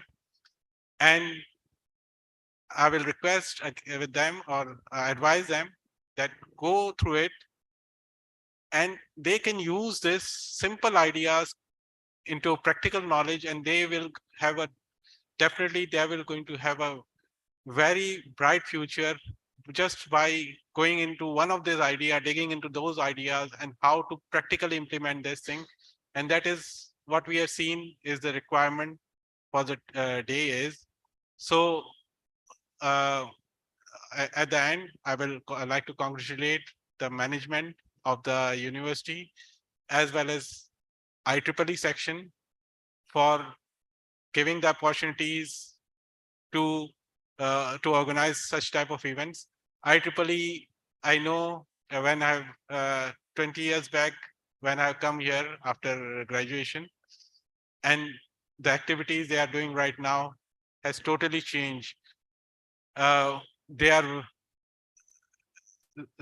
now right now in each and every domain, in every universities, they are playing their part with different types of events. And one thing I have seen as a chairperson, Dr. Bhavani Saab, we have got the international recognitions. They recognize IEEE branch throughout the world, and under his guidance, we have earned a lot of financial benefits out of it also, and we have got a lot of projects at different university level. So there is a lot of potential under the IEEE platform as well, in which we can explore and get a lot of things done under this platform. So I thank again for the management of this university for inviting me for this wonderful session. And again, I pray that they will continue this activity for the future as well. And if they require any type of help with us, I'm there to be their partner with for any efforts in the future. Thank you again.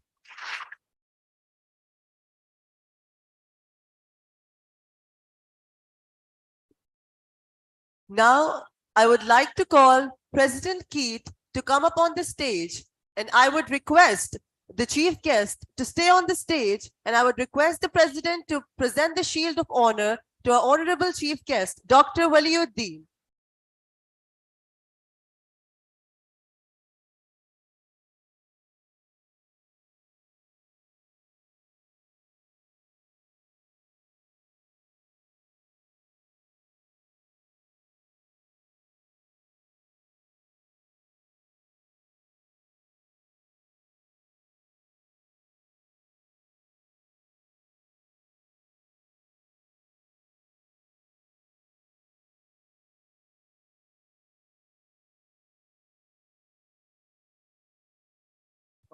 We have a very generous offer from IEEE Chair Karachi, Dr. Bhavani Shankar. I would request him to please address you on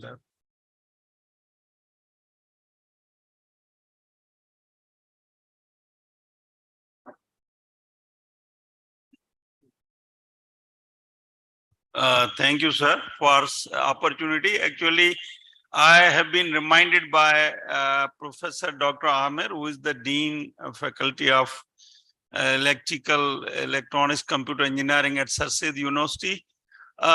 He's actually technical program committee chair of one of the conference, Global Wireless Optical Technologies. So actually IEEE we are not holding here. We have taken IEEE is global. Now we have become a global as well.